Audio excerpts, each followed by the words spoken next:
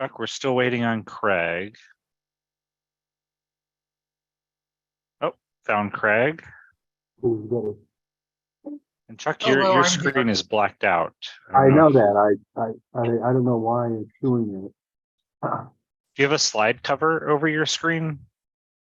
Oh, wait a second. Yeah, like that. Do that.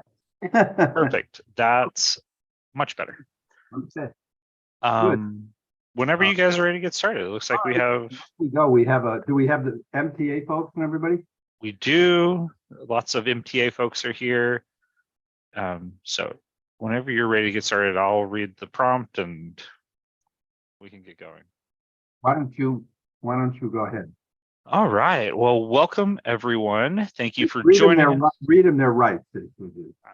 These are your rights. No, I should stick to what I do best, and it's not making jokes.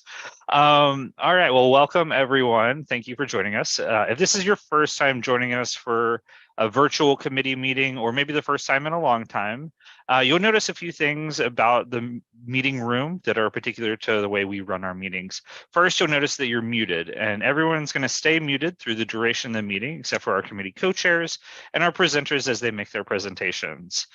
As we move through the agenda, we will encourage anybody who wants to speak to raise their virtual hand to participate. You can participate by going to the reactions icon and pressing that raise hand button. It's not the wave and it's not the thumbs up. Those will disappear. Only press the raise hand button once. If you press it a second time, your hand will go back down. If you're calling in from the phone, it's *9 to raise your hand and *6 to unmute whenever you're called on. Be on the lookout for a prompt asking you to confirm unmuting once one of the co-chairs calls on you. If you're having problems, the chat is available for technical support to help with the Zoom software. It is not to ask questions or make comments to the co-chairs or the presenters. I cannot stress that enough. They will never see those chats. If you're using an older version of Zoom, you'll need to go to the participant section where you'll find the raise hand feature there. And finally, we encourage you not to raise your actual hand or wave at the screen to get attention. If you're having problems, chat me. I'm here to support. And with that, I'll hand it back over to Chuck and Craig. Thanks, Will. I'd like to welcome everyone to the June meeting of the Transportation Committee of Community Board 8. I'm Chuck Warren, co-chair of the committee, and Craig Lader, my fellow co-chair, is also here. And we have a busy agenda. And so why don't we get going? We have two items really from the MTA, and one has to do with the routing of the 57 bus. And the other is the fixation project, and we're going to take them in series. And I know that we have Lucille Songhai from the MTA and others of her colleagues. So why don't I turn it over to Lucille, unless Craig, you want to add anything at this point? Nope, I think we could just roll right into it. Yeah. Okay, Lucille, why don't you go ahead, and you have some colleagues with you. You can introduce them or however you want to do it. Thank you so much, Chuck. Hi, everyone. Good evening. Hope folks are keeping safe and inside with this smoggy horribleness outside. We are here, MTA is here, and we're glad to be here tonight to talk about a couple projects that we have going on. To start, Laura Singh is going to be presenting on our M57 bus stop. And then we will then transition into talking about the 63rd Street direct fixation project. So if Laura Singh could be given co-hosting duty so that she can share her screen. Laura, you can share your screen now. Okay, thank you. Thank you, pilot Will Brightbill. Right. So you should be able to see my screen now, right? Yes. Yes. Okay, wonderful. We're already off to a great start then. Hi, good evening. As Lucille said, my name is Laura Singh. I am a bus planner at New York City Transit Operations Planning. We were asked to come here tonight to talk to you about a minor reroute that we're working on near the eastern terminal of the M57 route. We were asked to kind of look at that tricky left turn that the 57 makes from 57th Street to First Avenue. So we came up with, let's see if I guess we're scrolling. Okay. So this is our proposed reroute here. We're eliminating that left turn from 57th Street to First Avenue. That it can be a little bit problematic given the high traffic at that intersection and the complexity of the turns. So instead, the bus will continue east on 57th Street, making 2 stops that are currently M31 stops, and then turn right on Sutton Place and right again on 55th Street to a last stop layover and first stop at an existing stop that's on 55th Street, just east of First Avenue. That stop will be lengthened to accommodate a layover. So 3 bus stops would be removed to accommodate this change. The one on First Avenue and East 57th Street, one on First Avenue and East 60th Street. That is going to be eliminated for the M57 only. The M15 local will continue to stop at those stops. And then a 3rd stop on Sutton Place and East 58th Street, where again, only the M57 will be removed and the M31 will continue to stop. We're going to add the M57 to 2 existing M31 stops along 57th Street east of First Avenue. And so those are, again, existing M31 stops that will just get M57 panels added to them. And then we're going to be lengthening that stop that's already on 55th Street that's currently a westbound stop. It'll become a last eastbound stop, a layover, and a first westbound stop. Something I wanted to tell you about these stops that are eliminated on First Avenue is that customers will just use, there are approximately 125 people who use that last stop on First Avenue and 60th Street, and they will, they'll be directed to use the stop on 57th Street just east of First Avenue instead. And the stop on Sutton Place, approximately 130 people board that stop. And the breakdown is more M31 riders than M57 riders board the bus on Sutton Place and 58th Street. So there's no change for those people. Customers who would take either bus, they will wait slightly longer at that bus stop because now there's only the M31 stopping there. And customers who want the M57 should use that stop on 57th Street and First Avenue instead. Now, CB8 impacts. Specifically, let's see. There's one impacted stop in CB8 that I already mentioned on First Avenue and 60th Street. That's currently an M57 and M15 local stop. The M15 will continue to stop there. Only the M57 will be removed. About 125 riders get off the bus at this stop. This is the last eastbound stop before the bus turns onto 60th Street. Those customers should use the stop on 57th Street at First Avenue instead. It's about 3 blocks south. Another impact is the layover on 60th Street. That is on the north curb of 60th Street between First and York. That layover is actually shared between the M57 and some express bus routes. The M57 was moved to that curb in 2021 when the bike lane came in on the south curb there. So the last stop used to be on the south curb of 60th Street, just at York.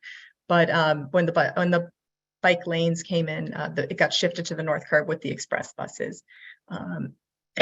Excuse me, and was lengthened to accommodate that change.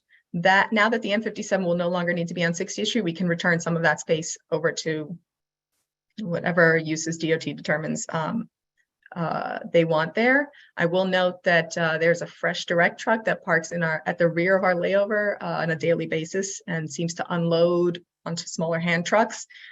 They seem to have been displaced in 2021 by that bike lane too, so it might be worth looking into having some sort of dedicated space for them for that activity because it's ongoing. They're always there.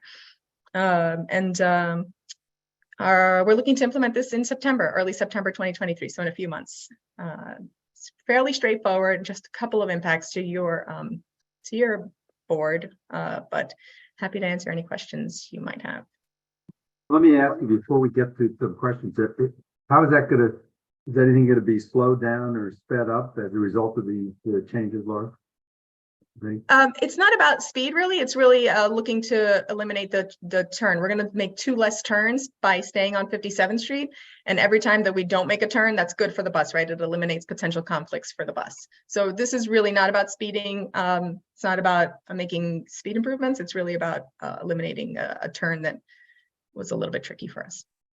So it should, in essence, improve schedule adherence and on-time performance by reducing the extent of the layovers. and recovery time for drivers. Yes. Well, yeah, what I was getting at is there any impact on things. Do we have any questions from the public first? I'll About this? I'll remind everybody that you can participate by going to the reactions icon on your screen and pressing the raise hand button. But right now, I only see Judy Schneider. Okay, well, let's recognize, unmute Judy. Good evening, everyone. Thank you, MTA, for your presentation. Just want to tell you last Monday night, I guess, I walked down that side of the street, the picture you have up on the screen, at about 5:45. I was at that bus stop, and the line was from corner to corner for the M15 bus. So we had to fight like crazy to get you folks to put a stop there. It is really well used, particularly now with the Trader Joe's being there and the TJ Maxx and whatever, exceedingly used. Now I'd like to go back to your comment about the buses on 60th Street, your layover, where you were being very kind, one fresh direct truck. Because I've spoken with the doormen in the building there, there is always more than one fresh direct truck. The signage doesn't permit them to park there, and they're there all the time. So Craig and Chuck, and Will, I don't know what we do about that. Do we want to give them parking for one truck or for all the trucks they park there? What do we do about that? And so much so that if somebody's trying to come up in a cab and get out in front of the apartment building, the trucks may be in the way. You know how many trucks are there regularly? No, I can't tell you that because I just went in when I was trotting down there the other night and talked to the doorman about it. And he told me, oh, there are trucks here regularly on a daily basis. So, I mean, I don't mind that they park there as long as the building people have room to get out of their cabs. And if the buses don't need it, but I think we need to talk to them and tell them you can only park one truck or two trucks or whatever it is that we're going to give them. I think they need to have a schedule. Yeah, we probably should get in touch with them and maybe even have them. So if we could put that on our list of things to do, yeah. I'd appreciate it. And thank you very much for your presentation. Any other questions, Will, that you see from the public? Or anyone? With the board. I see a Marco Tamayo hand. Okay, Gordon, Marco. Okay, go ahead, Marco. How are you? I'm okay, and thank you, Chuck. I'm sorry, I didn't understand very well when the bus 31 go on York Avenue. Can you explain a little bit deeper on how important is the service on York Avenue? Either going now north and going south.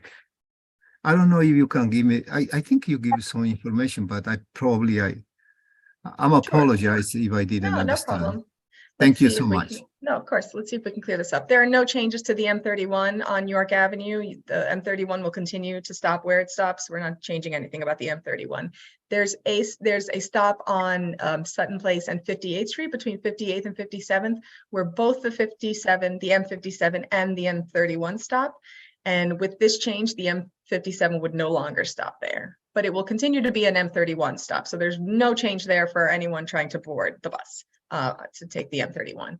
And if a customer wanted, at that specific stop, wanted M57 service, they can either take an M31 and then transfer somewhere along 57th Street to an M57, or they could just walk to the M57 stop that's on 50, that's most convenient to them. So realistically, that would be, 57th Street and First Avenue. Oh, thank you so much for your answer, and I appreciate that. I'm sorry if I'm being a little bit persistent. No, that's all. But That's wonderful. the question is how important is York Avenue in the service of the 31 bus, north and south? Is very important for the community? the service on York Avenue, the bus 31st, and how is the service? Yeah, I take the bus, but it's better to have an opinion from you as MTA. I'm sorry if I ask I this mean, silly it's- question.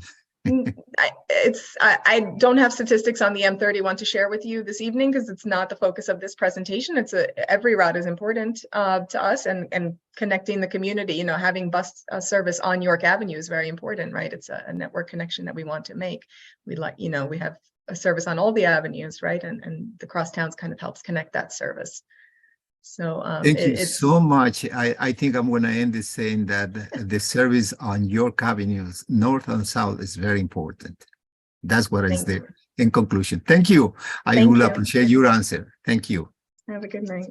You too. Thank you. Any other questions? Does Judy have her hand up again? Judy does have her hand up again, so I'm unmuting her. Okay.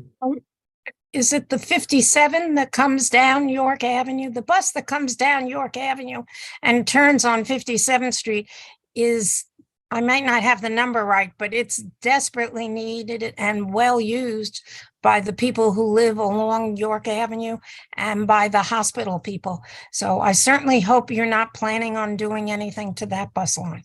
Yeah, no, that is the M31, and we're not making any changes to that route. Okay, great. Thank you. You're welcome. Are you seeking a resolution on this? I know this was a predominantly Community Board 6 matter, but I don't know if you want concurrence from us, or Chuck, if you think we need it. I don't think so. Unless the MTA feels they want it. No, we're not seeking it. This was just for information purposes. Okay. Thank you. Thank you, Laura. Appreciate Well, we very much appreciate you coming in and providing us with that presentation. It's very helpful and adds to the goodwill that I think we have with the MTA, and having you be able to do that regardless of whether it's critical or sort of a minor change in our district. Thank you. Right. Okay. Why don't we move on to the next item, which is the update schedule for the 63rd Street fixation project. Has a funny name to it, the fixation project. A funny name, but a very important project. So thank you so much to Laura for giving the M57 reroute. Next up, yes, we will be talking about the 63rd Street direct fixation project. We are joined here tonight by Josh Rosenberg, who is one of our directors from operations planning, who will be giving the presentation, and then Katerina Patori. To just introduce her briefly to everyone, Katerina is a new hire for MTA government relations. Shortly, she will be assuming my duties that I have taken over for the last few months while I ease back into Queens. But for the time being, we're sort of going to be working together on projects as she gets acclimated to these projects. So Katerina is going to be operating the PowerPoint, and Josh will be giving the presentation. Thank you, Lucille. Thank you, Lucille, and good evening, everyone. It's wonderful to be with you. I'm going to share my screen.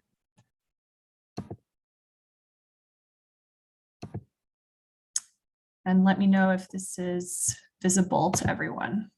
I see it. Great. So thank you. So we're here to discuss the 63rd Street line direct fixation track rehabilitation project revision, which we anticipate starting in August 2023. If you'll recall, we presented earlier a service plan that had one-way service.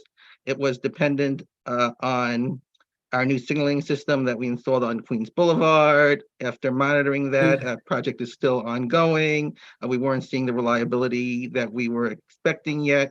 So we went back to the drawing board, taking into consideration comments we received at our initial presentation to come up with a new plan. So, Katerina, we can go to the next slide. Just a quick summary for those who weren't here on 63rd Street. Track replacement, and you see here a picture of the deteriorated direct fixation track at Lexington and 63rd Street. Direct fixation track was a design that became industry standards in the 60s and 70s when these tunnel was designed and built. It basically has the track right to the tunnel floor, which allows the tunnel to be smaller and saved on construction costs. The issue there, though, is because there are no ties and blocks to hold it together, it can't be replaced when it deteriorates the way we can our other track on weekends and nights. So we have to basically take this out of service completely to redo it. The track was installed in 1981 and opened for service in 1989. We replaced portions in 1998 and 2002. So that's, we're in our end of useful life for track. Pre-pandemic, we had slightly under 200,000 customers, or about 32% of F riders traveling in this area. And ridership now is a little less than that at 132,500, but it's increasing.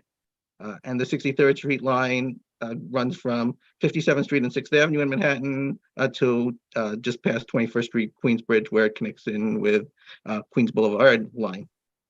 Next slide. So here you see some issues that we have in the area. On the left is a deteriorated bench wall next to the track, and above the bench wall is a area for workers to walk.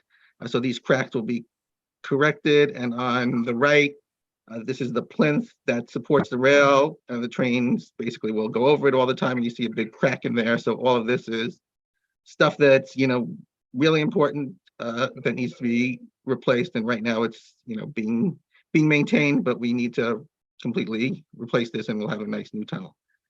Next slide. I'm not going to go through the whole scope of work, but you see on the right, this is some of the work we did on the Archer line, which also has direct fixation. This is actually concrete track, but it gives a good illustration of what new track looks like with full supports. And we'll basically repair age-related deterioration, leaks, and this will extend the service life of the infrastructure so that we can continue providing you service. Next slide. On to our weekday service plan here, and we have a map on the right as well.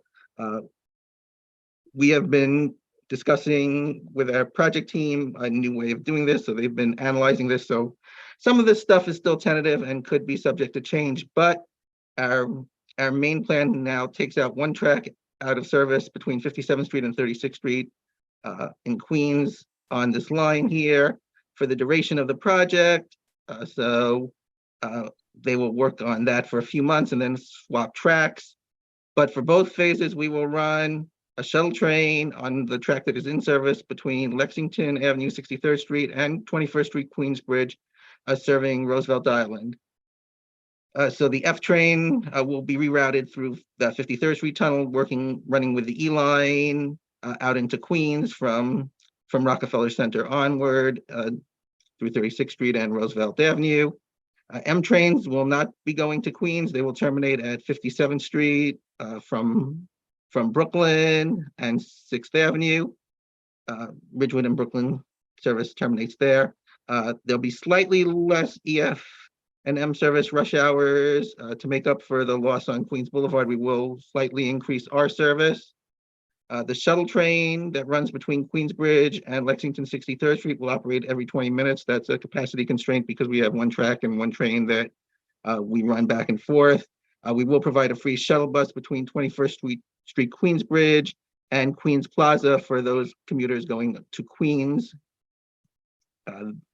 That way, before we move on, a key here is that at Lexington 63rd, the shuttle train connects to the Q and there will be no F service there. So you would need to take Q trains, which you can get at 34th Street Herald Square from Manhattan, or via transfer passage at 42nd Street Bryant Park, or to connect to a direct connection there. You could also take the 4, 5, 6 N or R trains to 60th and Lexington and walk out of system, which has a free MetroCard and Omni transfer that has been longstanding.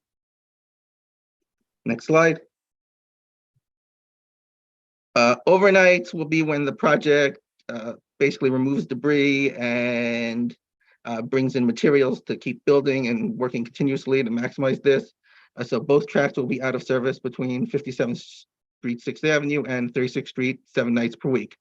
We anticipate this being between midnight and 5 a.m. only. So 5 hours a night, where overnight service, the F continues to operate via the E line in both directions, but the shuttle train is suspended, and we will operate a free shuttle bus between Roosevelt Island, 21st Street, Queensbridge, and Queens Plaza, and there's no service at 57th Street and 6th Avenue. And as with our Roosevelt Island shuttle bus, it will make all Key 102 stops along the way. So this is just overnights, just 5 hours a night. Next slide. Weekend service is similar to weekdays, except for we have no M trains running, so they are not in Manhattan. The F continues to operate via the E, and the shuttle train runs during the day time, and we have normal R service in both directions, and the free shuttle bus between 21st Street, Queensbridge, and Queens Plaza. Weekends, there is no service at 57th Street and 6th Avenue. Customers can use a nearby station at 57th Street and 7th Avenue, and that would also get you towards Roosevelt Island and Queensbridge. We will at some point have selected weekends with both tracks out of service and shuttle buses provided. Those dates are to be determined, and that's not scheduled yet. Next slide. This is just the sampling. We have these for a bunch of stations, and I won't get through this. We will, of course, as always, share this presentation after the meeting, but we have station-specific alternatives for how to get to and from each station, and times of day, weekdays, weekends, weeknights, late nights, and we will, of course, have a robust campaign to advertise this. Next slide. And as always, we have major communications, as I said. We have this brochure out here, and again, we anticipate this beginning no earlier than August. We'll have in-system, digital, paper signage, announcements, on-the-ground outreach, brochures, especially, early on, we'll have staff out there to assist, online information at mta.info, and various social media apps, community resources, materials for elected officials, community groups. I know we've already briefed some of them to share with constituents, and certainly press outreach, and Lucille and Katerina, I'm sure, will be very available as well. Josh, I just want to add, so we have, leading up to our presentation this evening, we have briefed REOC, so they are well aware of our plans, and we are working in coordination with them to talk about things like the tram service, existing tram service. I know that there is some summer repair work that they are trying to schedule, and so we are trying to stay in communication about that. Additionally, we also have briefed Kohler Hospital as well as Cornell Tech, our other stakeholders on the island. We are planning to go to the Roosevelt Island Public Safety Committee meeting in July to again talk to folks on Roosevelt Island about these changes. And then, as Josh said, we will have in-person, in-station assistance for folks, particularly during the first week or so, just so that folks get acclimated to the project. And if they need any sort of on the ground assistance, that will be there for them. And again, as always, we're always happy. And also Paul, let me not forget, Paul Crickler has invited me to come out to Roosevelt Island to do some flyering. So again, I think by the time this project starts in August, everyone will be well aware of how to plan and prepare. And I think, overall, one of the biggest changes that we're seeing with this project from the first iteration is that there will be subway service to Manhattan for Roosevelt Island residents. Before, we were just offering the shuttle. And in this case, there will be Manhattan-bound subway service. Granted, it will be every 20 minutes, but we will also be able to coordinate that with our subway time and countdown clock, so that, again, folks can prepare their travel for schoolwork and wherever they need to be. Next slide. So we're here and available to answer any and all questions. And we just, again, really want to thank you so much for having us this evening. Yeah, and Lucille, before you wrap up, I hadn't touched totally on duration. We're still talking with our project team on that, but we anticipate that it would be approximately 6 months total for most of that. All right, turn it back to you. Okay, so let's see if there are members of the public who want to speak on this. And obviously the impact on Roosevelt Island was very much the focus of our last hearing on this. And I know that a number of suggestions were made by people on the committee and in the public. And Katerina, if you want to maybe go back to the slide with the Roosevelt Island station specific. Yeah, thank you.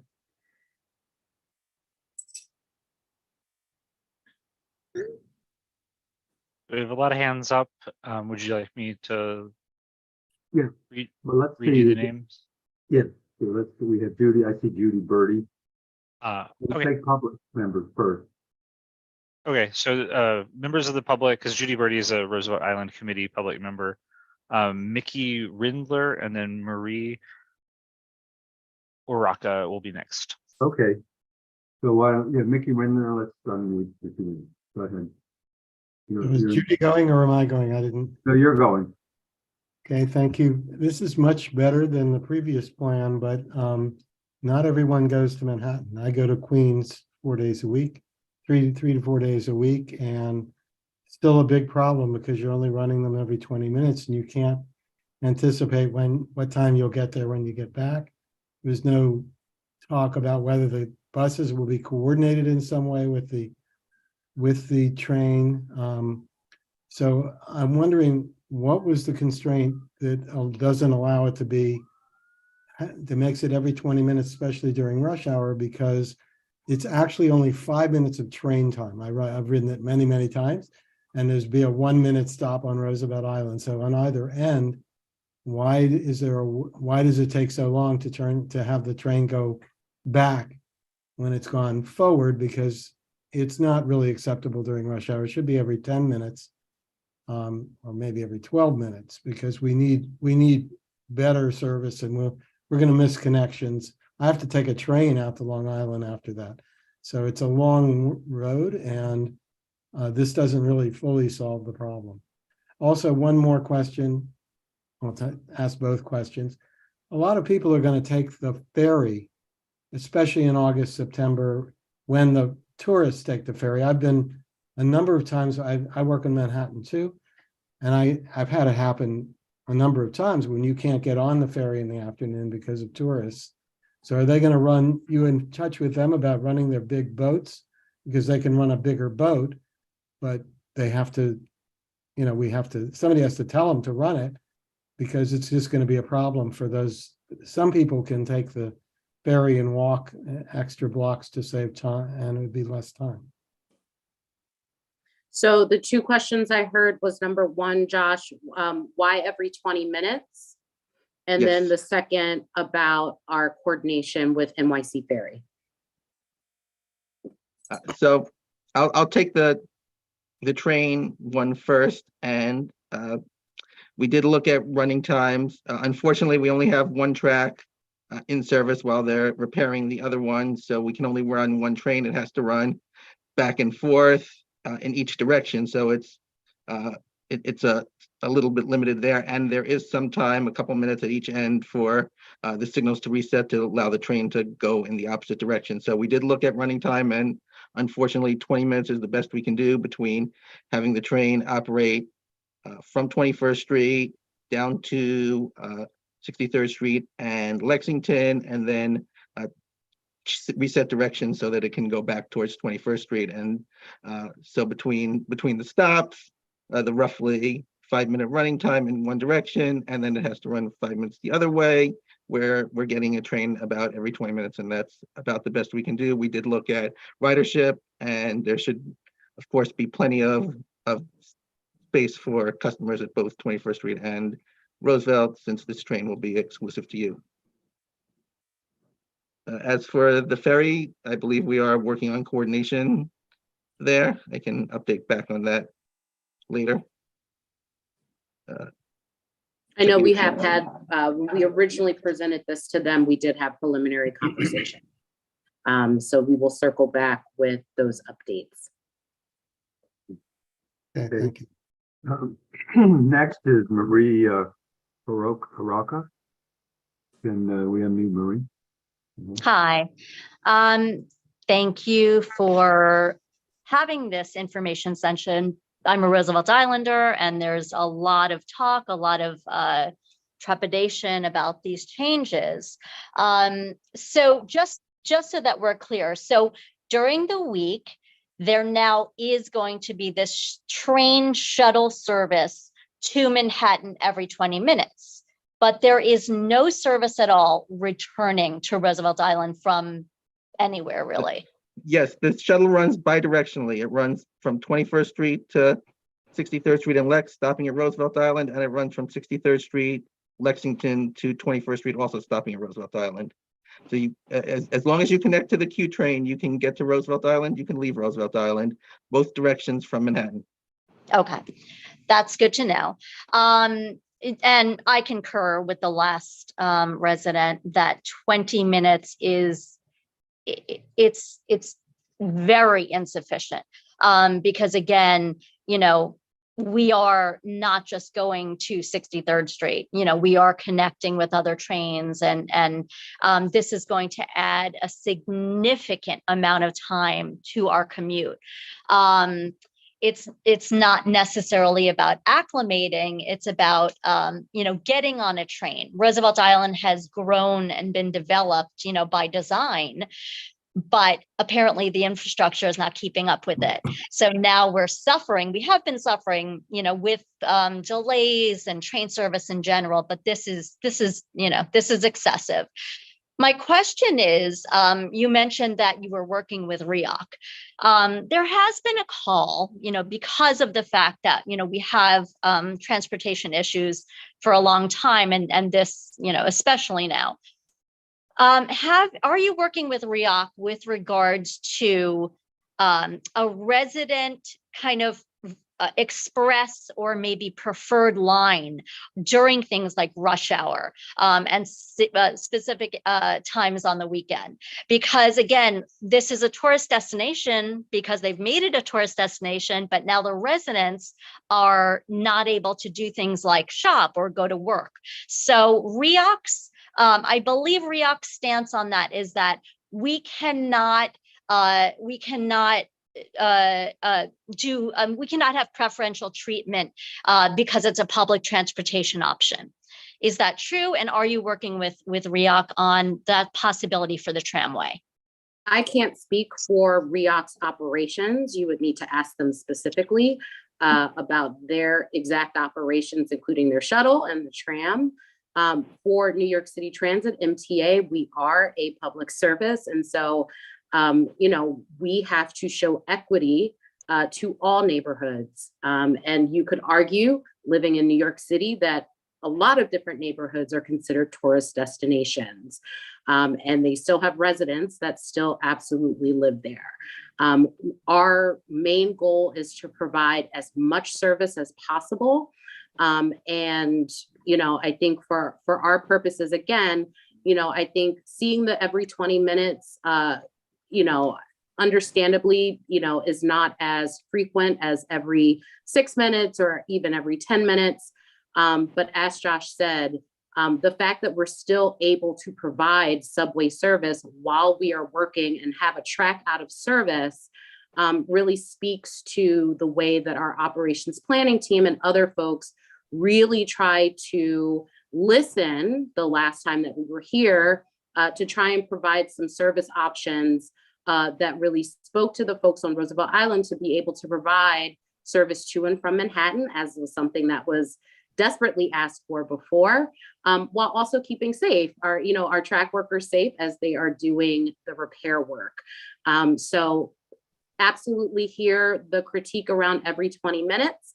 But this is what we are providing for our customers, very robust service while we are engaging in, you know, pretty extensive repair work. Thanks. Next up is someone who's been a board member on Committee Board 8, Larry Parnas. Good to see Larry. Larry, you should look for a prompt on your screen to unmute. Good. You're How do there. you hear me, can't you? Yeah. Okay, so I would reiterate everything that's said before. Two quick questions and one comment. When exactly in August do you intend to begin work? That's the first question. Could you consider extending the shuttle bus to Roosevelt Island at all times rather than just going between Queensbridge and Queensboro Plaza? And just, I would note that there is someone from REAC who is watching this Zoom right now, one of the board members, and I hope they listen carefully to make sure that the coordination with the tram work is not going to be done during this 6-month period. Josh, can you, so I'll take the question about the start time. So as Josh explained, we are still coordinating with the other project that is sort of using the same infrastructure. And so we will be able to let you know a little bit further down the line the exact start time. But right now, it's looking like, you know, more towards the end of August. So again, we still have some months of preparation to really finalize those last details, and we will get back to you on that. Josh, can you take the question about, and maybe folks aren't understanding sort of the shuttle bus configuration, but can you talk a little bit about the free shuttle bus between 21st Street, Queensbridge, and Queens Plaza? So yes, the shuttle bus will connect the 21st Street station to Queens Plaza and also nearby Queensboro Plaza, where you have the E train, the F train will be running through there, the R, the N, and the 7. And Roosevelt Island will have bidirectional service to Manhattan and also to Queens at the subway station. And so our alternate service allows you to take that train to the free shuttle bus, as opposed to having a longer route through the island and to the station. So we feel that the train service to that bus will provide adequate service for Queens-bound customers. Yeah, well, I think you heard earlier issues about the 20-minute service, and bearing in mind that that's every 20 minutes and not counting the rush hour, as another way to alleviate some of the crowdings during rush hours, why not extend the shuttle bus from Queensbridge to Roosevelt Island?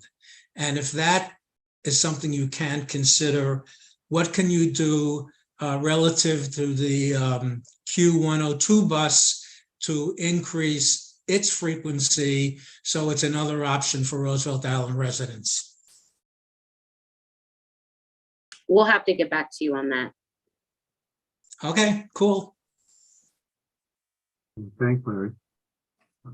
If I could just comment, I think that's a very reasonable request. I do have concerns for Roosevelt Islanders who are trying to get to points east, and with a 20-minute headway on the queue and then having to wait or perhaps wait for the shuttle connection and then having to go through a congested area to access Queensboro Plaza, it's going to add a significant amount of extra time and complexity to the trips. And a one-seat ride from Roosevelt Island is certainly something that I think would be perhaps beneficial for those people who are trying to get to points east that aren't served by the shuttle and are cut off with this project. So I just wanted to add that comment.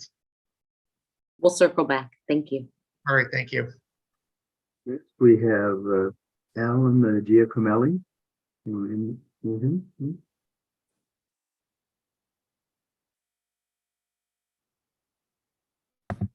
Hi, thank you so much. I really appreciate you guys looking into this plan and figuring out how we can get on and off the island.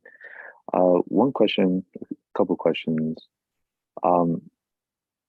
Is it 6 months beginning to end for both tracks, or is it one track for 6 months and then you'll do another track for 6 months? 6 months is both tracks Okay, combined. and So then we're looking at 3 months per track. and will apps like Google be updated with the time of the 20 minutes so people can kind of plan in advance? Yes, MTA's app, and we will give to external developers that will have an official file that will go out to everyone, so that should all be accurately reflected. Okay, and the comment about having a constant shuttle from Roosevelt Island to Queens Plaza, I kind of like that idea as well, to give people alternate options, because I do feel like having everyone on one side of the platform is going to get really congested with people trying to go east and west. It's already congested just trying to get to Manhattan. And one more question: how do you get to Rockefeller Center from Roosevelt Island? I know Rockefeller Center is a really popular point for people on Roosevelt Island. So if you were on Roosevelt Island, you would take the shuttle train to 63rd Street and Lex, where you could transfer for a Q train, which would take you down towards Times Square or stations near there. And you could either walk by there, or you could transfer to the F train. There is a free connection, a new connection we opened between Times Square and 34th Street and 42nd Street, Bryant Park. And then there's also another connection down at 34th Street if you wanted to ride a little further. But there are options, and it takes you, into nearby areas in Midtown. All right, so transfer the Q, get down to Times Square, and either just walk up to Rockefeller. Yeah. Okay. All right. Thank you so much. Okay, thank you. Next, Thank you. Before we go to the next thing, hold on. I'm sorry, Chuck. Josh, can you just explain? I had asked this when I received the preview presentation. Can you just explain so everyone is aware in terms of how the shuttle trains will come into 63rd Street and which platform they will use? I just want to make sure everyone is aware of how that's going to work. Yeah, so it will vary based on phases. And let me just pull up my diagram for a second.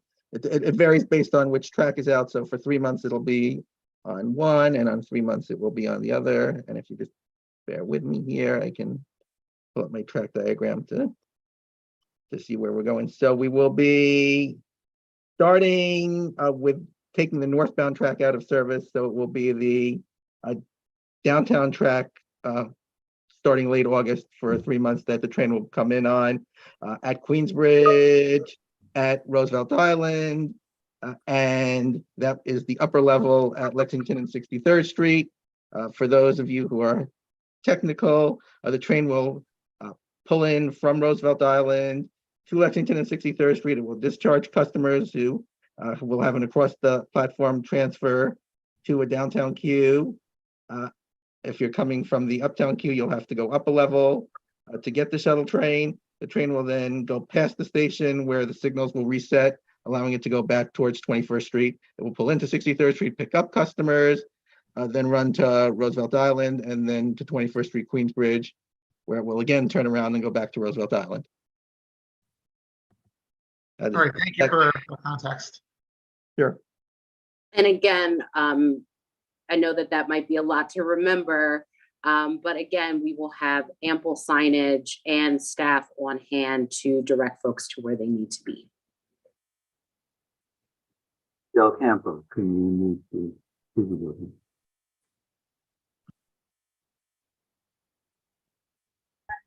Hi, hello, good night. I'm Susie Del Campo. I'm one of the parents of Roosevelt Island. First of all, thank you so much for listening to us when I explained in the last meeting that it was very, very difficult for us as parents to take our kids to school, which by law has to be Manhattan. And I really thank you that you listened to us, because now it seems so much easier. So I just have a couple of questions. The first one is, how's gonna be the payment to get in the shuttle subway from Roosevelt Island to Manhattan, and then from there take another mode of transportation, a bus or another subway. And then if we still have to transfer to another bus or subway, if it will count as 2 trips on the way to Manhattan. And on the way to Queens, if we have to pay the ticket to get out of Roosevelt Island to Queens, then take a shuttle bus and then swipe again our cards once we are at another subway station in Queens, because that will be very expensive for us. And the other thing that I don't know if you have considered, how it will work with students. Students get a card from the DOE, and they only have 3 trips a day. So that means that if they have to drive twice in the morning, then in the afternoon to return home, they will not be able to return home because there will be only 1 trip left on it. So that is my question about the payment. And before you say OVNI, the DOE provides the students with Metro cards. And the other thing is that the tram doesn't have OVNI. So if during the weekends or in the afternoons, the kids or the residents of Roosevelt Island need to take the tram because it's closer to where we're going, then that will be an added expense. So what are your thoughts, or what MTA is thinking about the how much it will cost us compared to our regular trips today during the track replacement? Okay, so going to Manhattan, the Q train is part of the same complex. There is no extra swipe to pay. And there are plenty of transfers to other lines, including the F at 42nd Street and 34th Street. So that should not count against anyone's cap. There's also a free walking transfer or out of system transfer between 63rd Street, Lexington, the F and Q trains normally, and the shuttle and the Q train here, and the NR 4, 5, and 6 trains. That is a free transfer for all users, including students.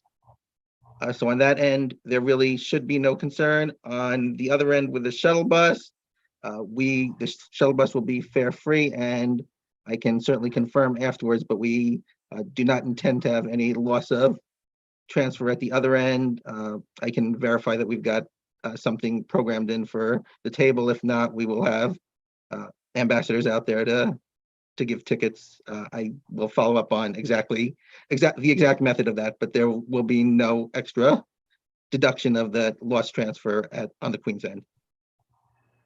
Excuse me, I have done that route before, getting off at one station after Roosevelt Island and then have to walk all the way to get the 7 train, as an example.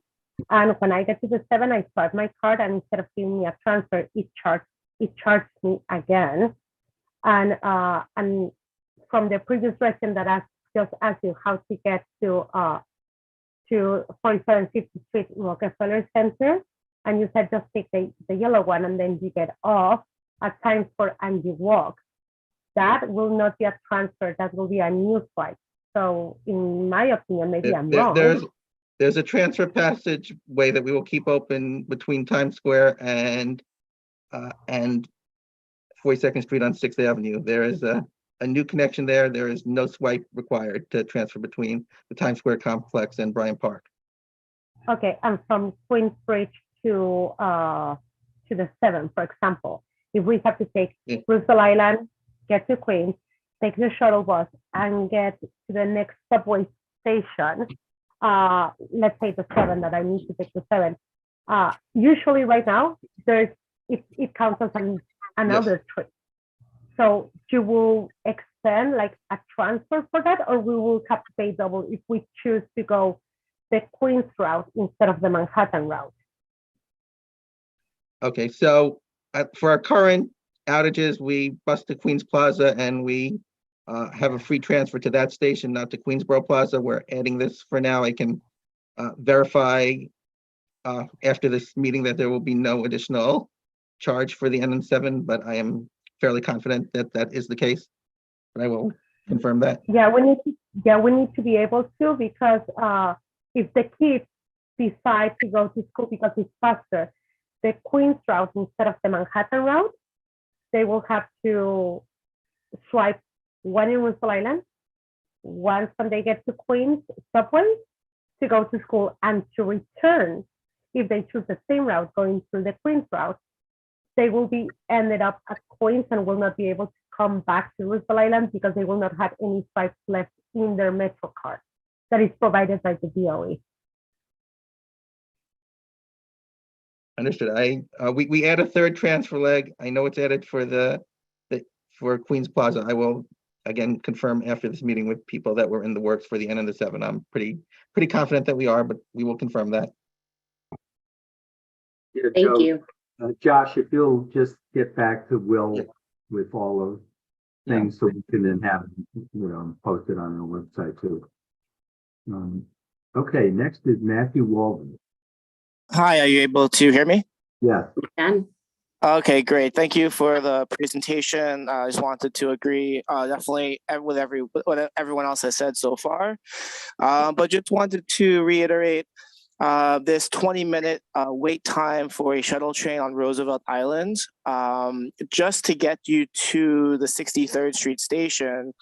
That could be another 10-minute wait just to get onto a Q train. So that's just an waiting time to board a Q train. We're looking at least 30 minutes. And that's just to get on the queue. That doesn't include factoring any other wait times to transfer to another train.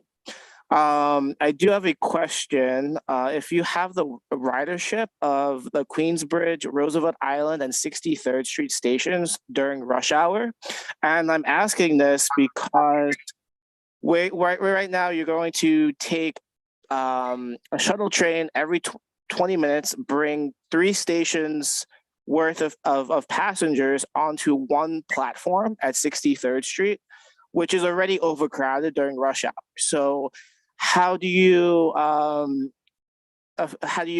think this will impact the safety conditions of this one station where we're going to have 3 stations worth of passengers crowded on one platform waiting for a train that could be like another 10-minute wait? I also wanted to see if there's any opportunities to increase the Q train service, given we're having to wait 20 minutes for a train here on Roosevelt Island. And then if there's any opportunities to coordinate the timings of the Q train arrival with the arrival of the shuttle train arriving into 63rd Street. And lastly, I do see, and thank you for offering that shuttle service in Queens from 21st Street to Queens Plaza. But what supplemental service can you provide to Roosevelt Island? Because again, once you're already in Queens, you can it's easy to walk. When you're on Roosevelt Island, we're stranded. So there needs to be supplemental service, not only for 21st Street, but for Roosevelt Island as well. Thank you. Okay, I'll try to process that if I missed anything. Let me know for the Q train service. We run a robust rush hour service that runs through the system, so it won't completely be able to be timed with the shuttle train, but it will come. And I would remind that there is also a free transfer to Lexington Avenue subway and the NNDR as well. In terms of ridership, I apologize, I don't have the exact numbers here, but it's relatively light. We have taken a look at this. There should be plenty of room on the train for the only 2 stations that get it, 21st Street and Roosevelt Island. And we have looked at platform conditions at 63rd Street and Lex and transfer and crowds there and feel that it will be sufficiently safe. Thank you. Vince Vigario, our next speaker. Yes. Yes. Hello. Thank you so much for the presentation, for letting me to speak. My name is Vince Gaudio. I've been living on Roosevelt Island for 15 years. I'm also a member of one of the member of the condo association of one of the buildings here on Roosevelt Island. I do like this plan. I think it's very workable. I saw the highlights of the original plan, which I thought was going to be a complete disaster for Roosevelt Island. I think this one is quite workable. So I do thank the MTA for going back to the drawing board and coming up with something that I think will be very, very useful, although not optimal. But I did have 3 things I wanted to ask. I'll ask all questions right now, and if the MTA could address this. Question number 1, my understanding is this shuttle train is only going to be working basically, I don't know, from 6 a.m. till midnight. Why is that the case? Why can't we have 24/7 shuttle train service? If one of the tracks is being closed anyway, between 21st Street, Greensbridge, and 63rd, why exactly do you have to shut down the other track that is being used during the day, but then has to be shut down at night? That's my first question.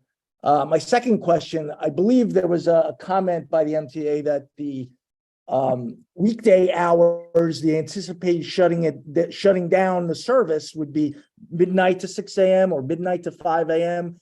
But can you also clarify the weekend hours? Would they be the same, or are we talking about something different on the weekends? And number 3, I know the MTA is going to be meeting with REAC at some point, or maybe someone from REAC's on this call. I'd like to remind REAC, or have the MTA do it, that Roosevelt Island is part of New York City. Residents here do pay New York City income taxes. And, it's fine that the tram does not run overnight. I know it stops service at, let's say, 2 a.m. Sunday through Thursday, and then 3:30 a.m. Friday through Saturday. But that's okay when the F train is working, and it's like, okay, for people who need to get onto or off the island late at night or in the wee hours of the morning, the F train's always been available. But if there's not going to be any shuttle train service, someone has to tell REAC they got to have 24/7 tram service. There are people who need to get onto and off this island in the wee hours of the morning. And again, to basically strand Roosevelt Islanders here or have a bus that could take 40 minutes to get to Manhattan in the middle of the night is not really an option. So those are the 3 questions that I hope the MTA can answer. And thank you so much for taking my call. So we're going to answer the first 2 questions. The last question is a REAC related question that you would need to direct directly to them. So Josh, why can we not have 24/7 subway shuttle service? And then would the hours be the same on the weekends for the shuttle? I'll start with the second question first. It will be 12 midnight to 5 a.m., 7 days a week. And so in terms of why we can't have 24/7 shuttle service, there is a big area where they will be replacing the track.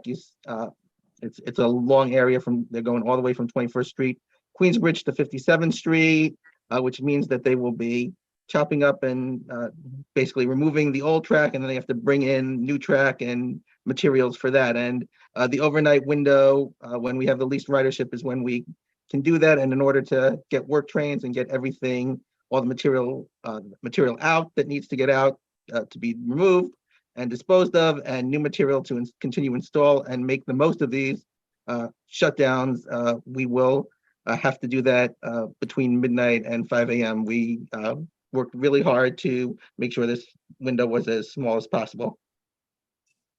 So the shuttle train will run from 5 a.m. till midnight, 7 days a week. Was there another question in there again? It was 3, I thought. The third question was a REAC related question that he needs to ask REAC directly and have that conversation. Okay. All right. Okay. Now we have, you should recognize Judy Birdie from Roosevelt Island, who's a public member, I know, of the committee there. Good evening. And After Judy, 40, welcome. okay. The train's only been here 34 years, but I've been here 45. And I think I've seen every convolution you could do. I mean, this is a heck of a lot better than the last suggestion. Plus, putting out the material 3 or 4 days early was good, so you could absorb it and figure it out. I'm really worried. Midnight, Kohler Hospital has 500 residents, over 1,000 employees, and they work 24 hours a day, 7 days a week. Late night shuttles could go up to the north end and go to Kohler. I don't think, and people living at the north end of the island, they have to first get the red bus and go down to the subway to go right back and leave the island. So I think that the shuttle buses that run it late at night could make the 102 loop up to the north end and pick up the hospital staff and anyone up at that north end of the island, instead of making them haul down to the red bus, then wait inevitable amounts of time for the shuttle bus. Also, the shuttle buses have to be on a schedule. We would find when we had shuttles here, you would wait 10 minutes, you'd wait 20 minutes, there'd be 4 shuttles at one time, there would be no schedule. They have to be scheduled. I know it's going to be hard to schedule each and every train, but the shuttle buses should operate like our red buses do. They operate on a schedule. It's, most of the time it's not rush hour. They're running to Queens at night. They're running weekends. So that has to be considered. We have to consider the people who work here, not just the people who live here. Having people on the platforms, ambassadors, as you call them, is great for week 1. What happens after week 1? The signs disappear, the ambassadors disappear. No one knows what's going on. This is a very fluid community. In August, everyone will be on vacation. Oh, September, they come back. There they are with school kids. Well, how do I get my kids to school? There are only 3 trains an hour.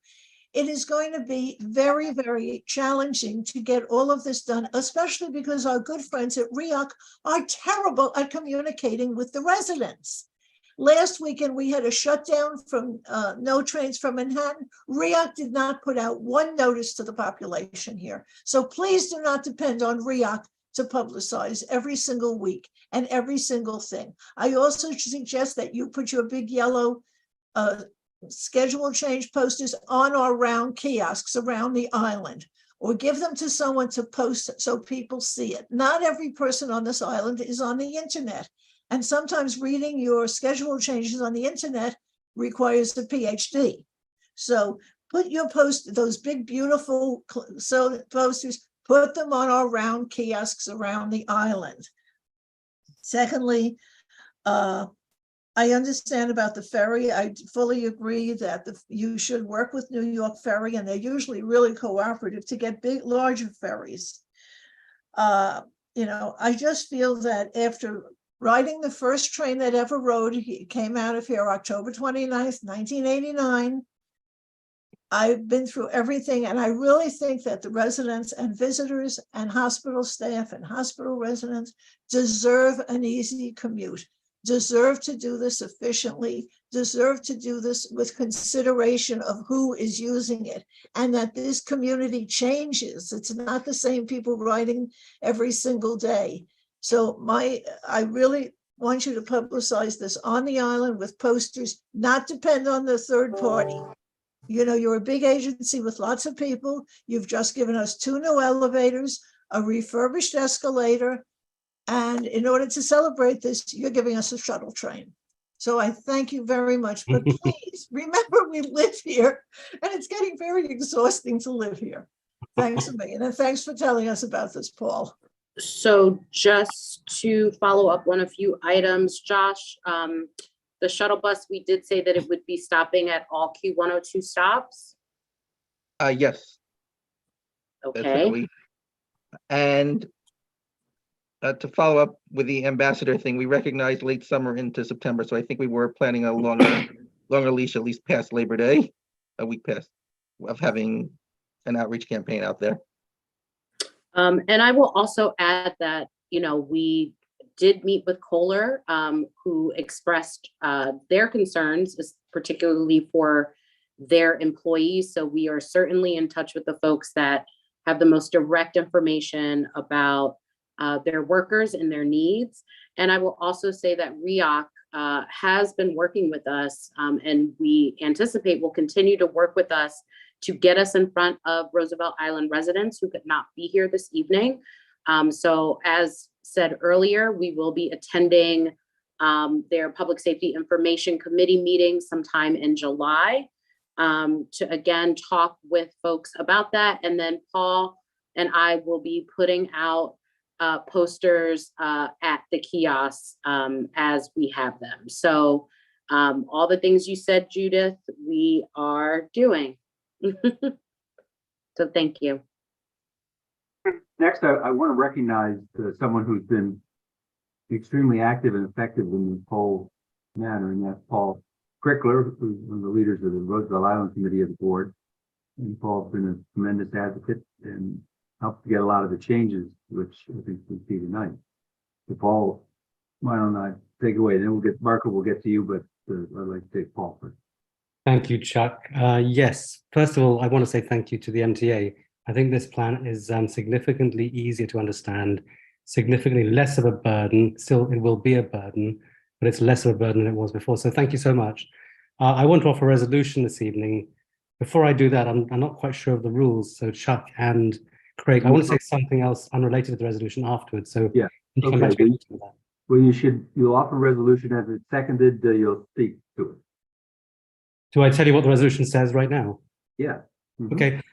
In no particular order and not crafted for any words, I think we should have a resolution asking for 5 things. First is a more frequent Q102 service from Roosevelt Island to Queens. Secondly, when we have the shuttle bus running, that should run to Roosevelt Island even when the shuttle train is running. That was a call that many people had made so far. The third one is to have 24/7 tram service. I know that's not for the MTA, that's for REOC. So a nighttime service, so that when we have nighttime shutdown on the train, people aren't stranded at either place. The fourth one is, I think it's a great idea. Why not have the shuttle bus extended to go to Kolar? That would make the lives of so many hundreds of people's lives better and easier, or less difficult. That's just such an easy idea, I would have thought. And then the fifth one is to get the larger ferries put on. And while we're doing it, ask them for a more frequent service, because oftentimes it's only once an hour. And that's just going to be terrible when it's compounded. So that's the 5 points in the resolution. Is there a second to that resolution? I see Marco raising his hand, and there will be others. They're seconded. Paul, why don't you go ahead if you want and talk about it? Well, the other thing I was going to talk about was unrelated. It's related to this, but not related to the resolution. But I think one of the biggest risks we have in this whole enterprise, which has been very carefully orchestrated by the MTA, is when something goes wrong with the tram. And I think everyone who lives on Roosevelt Island will know that this. In the last couple of weekends, we had, I think, 2 weekends of F train shut down in one direction. And on one of those days, the tram didn't work. And there was the expected chaos at the tram either end. Tons of people spilling out everywhere. Now, I don't know if that was planned or not planned, but I think what we need to do, all the people here on Roosevelt Island who live here, is next time we have the opportunity, we should be talking directly, all of us, together, to REOC and talk about 2 things in particular. One is to make sure that they do plan properly and they reassure us they plan properly, so that any planned maintenance that can be brought forward should be brought forward before this starts. I think many people on this call, certainly people who've lived here longer than I have, many people have the idea that we can't trust them not to do that. We have to ask them. And the second thing is to have the tram at night, again, if we use our voices. What I wanted to say beyond the resolution was I think there's tons of people whose names I know here who live on the island here. When we have the next forum, we should be asking for at least those 2 things from REOC. So thank you, Chuck. Thanks. Okay, Marco Tamayo, let's unmute Marco. Marco's next. Thank you, Chuck. Do you want to call the public member before me? There is no, somebody else? We did. Oh, no, okay. we did. Okay, thank you. Thank you so much. My question is very simple, and I would like to have general information. Is the queue line will be affected or not? The queue line is not impacted by this. Okay, thank you. It's just a transfer point for the shuttle train. Yes. Okay, so the track reconstruction definitely you need. Are you planning also to repair the wall tiles that's already, I don't know, it was vandalism or poor installation that's broken in that station?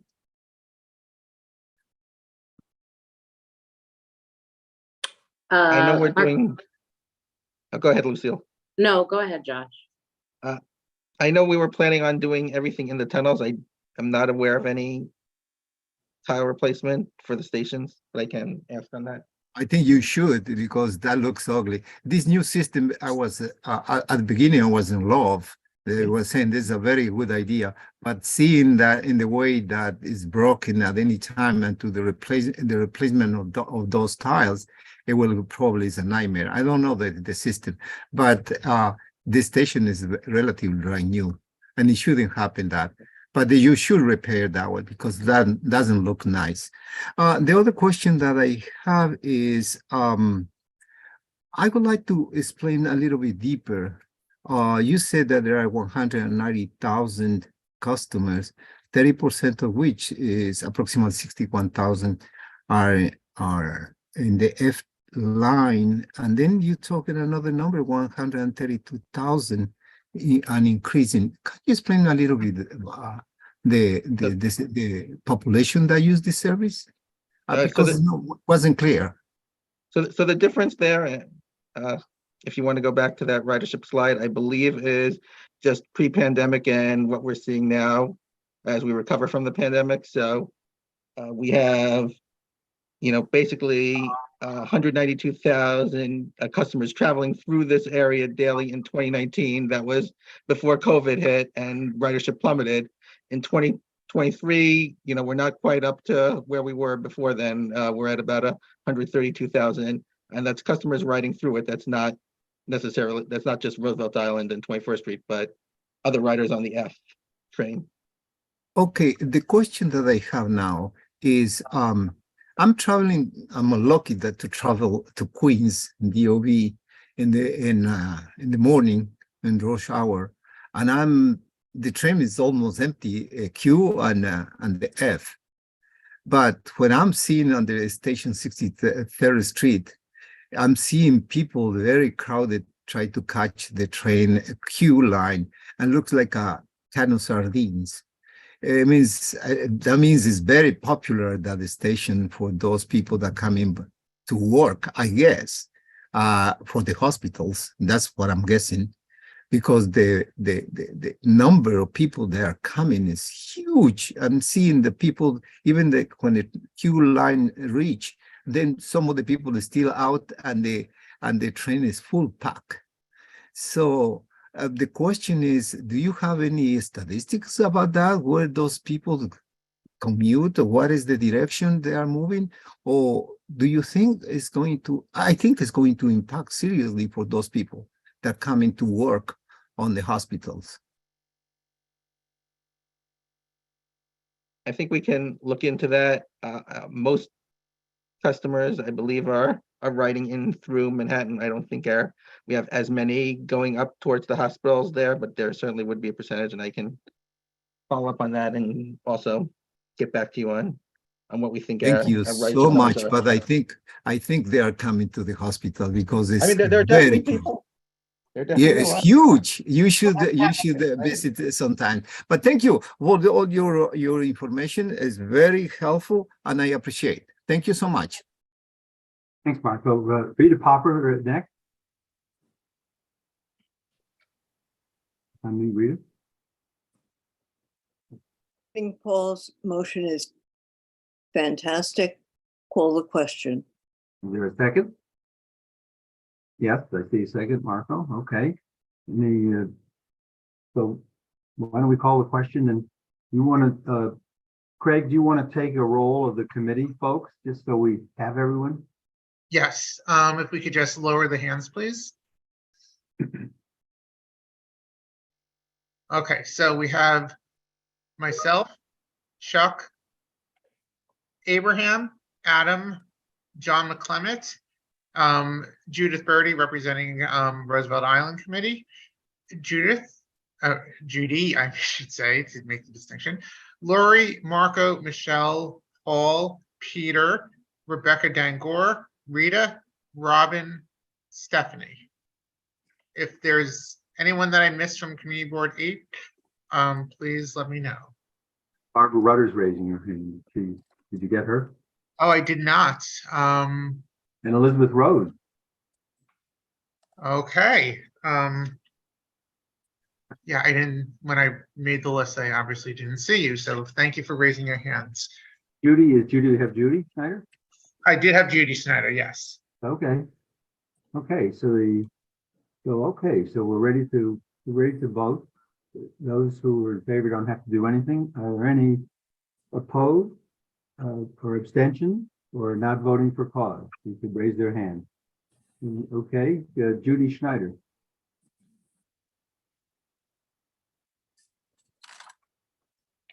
I'm sorry, I had to walk out of the room for a minute. What is it we're voting on? The resolution was, Resolution. Go ahead. the resolution asked for 5 things: more frequent service on the Q102 during the construction timeframe, extending the shuttle bus to serve Roosevelt Island at all times, even when the shuttle train is running, as it's currently only supposed to run between Queensbridge and Queens Plaza when the shuttle train runs. Ensuring that 24/7 or asking for REACT to provide 24/7 tram service to cover overnights when the shuttle trains aren't operating. Extending the shuttle buses to serve Kohler, and asking New York City Ferry to provide larger ferry vessels with more frequent service. Okay, then I'm lowering my hand. I approve. Rose is next. Yes. Hi, so I approve of all those things, but I was not present for the full discussion. So if I need to abstain, I will abstain. You don't have to abstain if you don't want to. Okay, then I'll be in favor. Thank you. Okay. Okay, I think we have a unanimous vote, and I want to just say, as one of the co-chairs of the committee, we had a hearing on this before, and as people had alluded to, it was a very dire situation for Roosevelt Island, and I think we appreciate the way the MTA really listened, and all the forceful advocacy of people like Paul Crickler and others, and made significant changes. There's still issues that I think Paul's trying to address, and we want to pay specifically tribute to Lucille Thornhide, who's been a terrific person to work with. She said she's going back to Queens, but hopefully we'll still have some connection with you, and so we appreciate all your help. But we are not ready to let them go quite yet. No, not really. But I just wanted to say that we have another item, exactly, the third item that's coming up on the agenda, and this is a request by the residents of 1045 Madison Avenue to relocate the Madison Avenue 79th Street bus stop, which serves the M1, 2, 3, and 4 route. And I know we'll hear first from anyone from who's here to present the case for that, and then we have the MTA folks here to respond. I know. Is anyone here? Hugh, is it Hugh McKay? Yeah, Hugh, are you presenting? Yes, good evening, everyone. And I have a small presentation, so let me try to screen share this. Yeah, go ahead.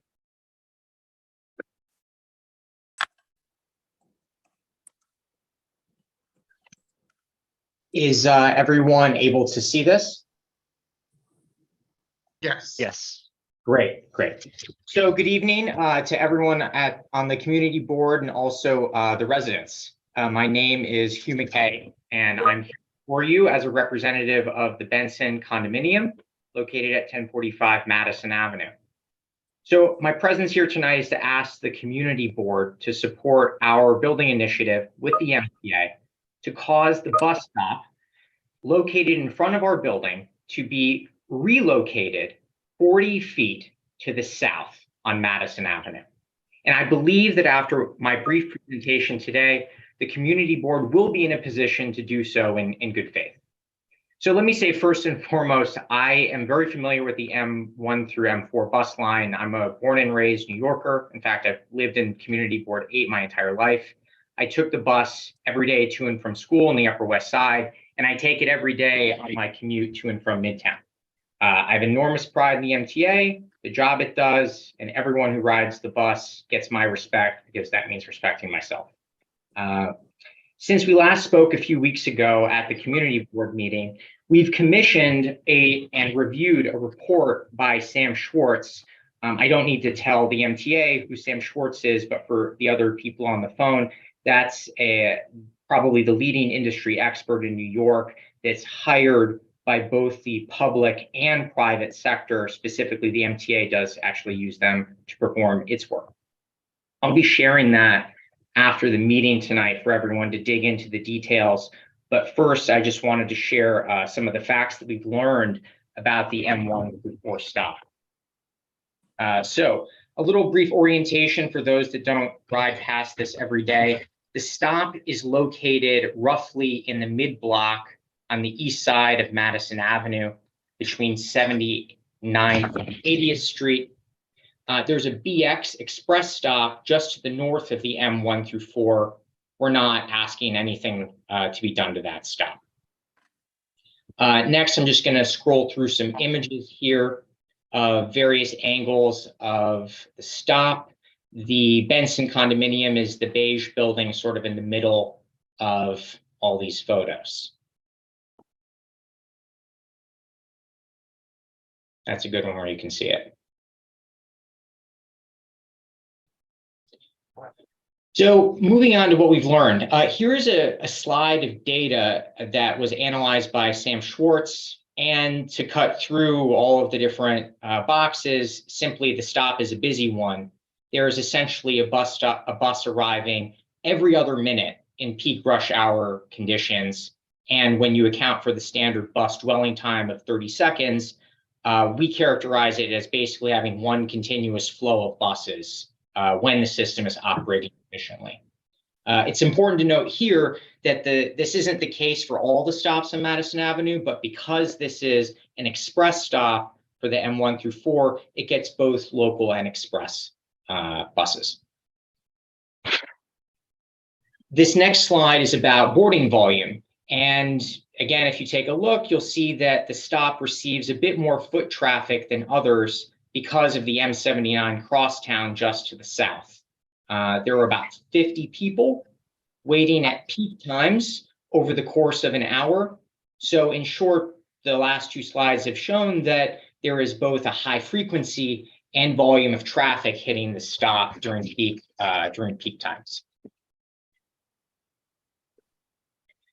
So the length of the roadway on Madison allocated to the M line is approximately 130 feet. And so there is ample room to shift the stop to the south by about 40 feet. This leaves 90 feet of curb allocation for the M1 through 4, with each bus being about 45 feet, including length and maneuvering space. That's the number that Sam Schwartz gave us. There is adequate buffer between the buses and the pedestrian crossing on Madison Avenue. And our consultant tells us these distances are well within the acceptable range for the MTA. That's not my opinion. Importantly, taking away this space will not shortchange the ability of this stop to accommodate 3 buses. There's not enough space for 3 buses to queue. And during the field study for our report, 3 were not observed. And in fact, if I can scroll back and show you one of the photos, you'll see that there's enough room for 2, but clearly a 3rd would be a stretch.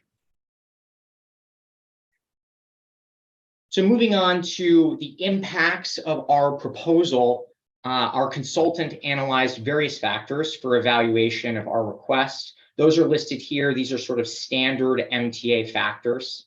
As the report will state, our request does not impact the vast majority of these. In fact, it will positively impact the walking distance between the M79 and the M line by around 40 feet, that distance that we're asking it to be moved. It's worth noting here, as many of you know, this particular section of Madison Avenue has a steep pitch.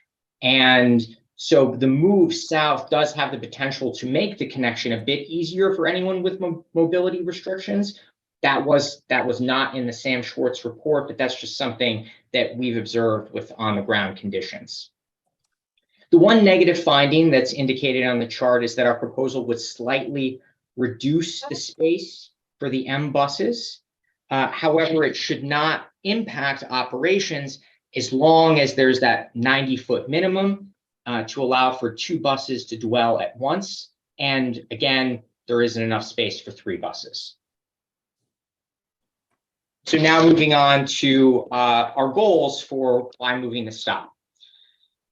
Based on what we've shared so far and what the report will show, our fair characterization is that the request to move to the south is neutral to positive for those impacting traffic and commuting. So now a few points on why we want the stop moved. First, we're looking to improve the overall quality of life for both users of the bus and residents of the Benson who live in the community ordinance district. With the M-Stop's current location, there's a high volume of traffic at peak times, making it difficult to enter and exit the building. This is not a mere inconvenience for the building residents and visitors, but also the bus stop patrons who also likewise experience this congestion on a narrower portion of Madison Avenue at just under 15 feet of sidewalk. So while moving the stop to the south will not change the area available for waiting, it will reduce the amount of foot traffic into that waiting area. So in our view, that's a win-win.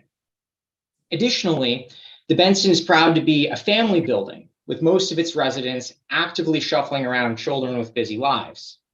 If the stop were moved to this new location, it would allow for a safe area for pickups and drop-offs to the north of the new stop. This would benefit residents, but would also alleviate traffic problems and double parking caused by delivery trucks serving the Benson. Right now, delivery trucks and cars squeeze in between buses when there's room, which can create traffic problems and potential accidents when the buses come up behind them. So in short, we believe that moving the stop would alleviate congestion. And I think that's something the entire community board and almost every New Yorker can appreciate. A few additional soft factors to close out the presentation. First, by moving the stop, the MTA would be adhering to what is a sort of soft precedent on Madison Avenue in Community Board 8, namely that we haven't found a bus stop located directly outside of a residential building. And second, while the stop has been in this location for many years, by moving it just 40 feet, our request maintains the immediate vicinity of the original location. So, translation there is no one's routine is getting disturbed. We're not moving this to a radical new location. With that, that's my presentation. Happy to answer any questions and thank you for making time. Now I think we'd like to hear from the MTA. I don't know, Lucille, how you want to handle it. So why don't you go ahead? Sure. So, Hugh, I would feel a little bit more sympathetic if your building did not place concrete planters in front of your building to actually disrupt the routine of our bus customers. So, I hear the desire for your building for us to relocate the stop.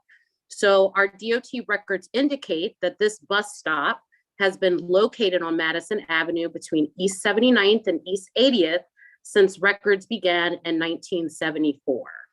The stop was temporarily relocated for the construction of 1045 Madison Avenue in 2019, your building, and was restored to its original location this year. It is in YCT MTA's policy to restore bus stops to their original locations after construction. This specific location provides for convenient transfers between bus routes traveling on Madison Avenue and the crosstown bus, the M79 on 79th Street. And again, I will add that in good faith, we are all New Yorkers and we all share the city streets here. And for your building to place concrete planters and the photographs and the complaints that we have received from customers trying to alight off of those buses is not neighborly. You come here with a presentation and with consultants, but you weren't thinking of your neighbors when you all decided to plant those concrete planters. So I'm just gonna say it, shame on you for that, because the people of this neighborhood have been utilizing that stop since before probably even 1979. And I find it a bit disingenuous for you to come here and not acknowledge the fact that you all decided to put these planters here and not really consider the people with strollers, the people with bags, all different types of customers that have been using that stop. You did not consider them above your building's own needs. And again, we go to communities all the time, all different types of communities. And the fact that people would place concrete planters at a bus stop, it's not okay and it's not right. So I'm just gonna say it as plainly as I can and as kindly as I can, because it's not right. It's not a neighborly thing to do. And it really does not take into account the fact that folks in CB8 have been utilizing this stop for many, many years, and it was restored after your new luxury building was built. I'm now going to turn it over to Rob Thompson from our operations planning team, who can talk a little bit more about the operational reasons as to why this stop will not be moving. Thank you.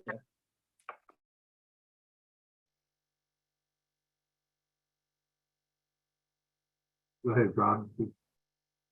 Rob. There you go. Thank you. Yeah, I got muted accidentally. Yeah, so adding some information to that. The north end of the same block has a stop for 3 different Bronx Express lines, and that's, you know, it's less than half of the block or so. And basically the way these stops are now, if the let's say there's multiple Bronx Express buses coming in, they can spill back into the local stop, or if the other way, if too many local buses and 1, 2, 3, 4 come in, they can spill into the express bus stop. If for some reason we were to want to shorten the overall stop area, we would, and we're not saying we do, but we would shorten it from the north end of the block back or the south end of the block forward, to keep at least one contiguous bus stop area, to make it the most effective. And unfortunately, I think that unfortunately for this building, this building is still in the middle of the block and would really still stay within the bus stop area. I mean, I would add also, all around Community Board 8 and all around the city, there are countless bus stops that are in front of residences, and not everybody likes a bus stop in front of their building. We often do get requests to, oh, why can't you just move it to the other half of the block? Why can't you move it to the next block? And often there's reasons such as, well, this is the closest stop to 79th Street. I understand you're proposing to sort of shorten it closer towards 79th Street. But it to some degree, it's also, well, what do the people think at this location you're proposing? In this case, we'd be concentrating the buses at the other building that's on the corner of 79th Street. If the residents of that building sent us a petition saying, please put more buses in front of our building, that we really want this, that would be really interesting to see. I kind of doubt that a petition like that would be forthcoming, but yeah. And in general, it's not just our policy that we replace the bus stop where it was before after construction. We make it very clear to the building contractor, the developer, okay, we're moving the bus stop because you're building here, but it's towing back after construction. And if that wasn't clear to, the the people who they're selling to, I mean, that's between the developer and the future residents. But we make it very clear the bus stops that we move for construction do have to go back. All right. Thank you very much, Rob and Lucille, for those comments. And to hopefully provide additional context, Will, can you share the photos that I had just sent?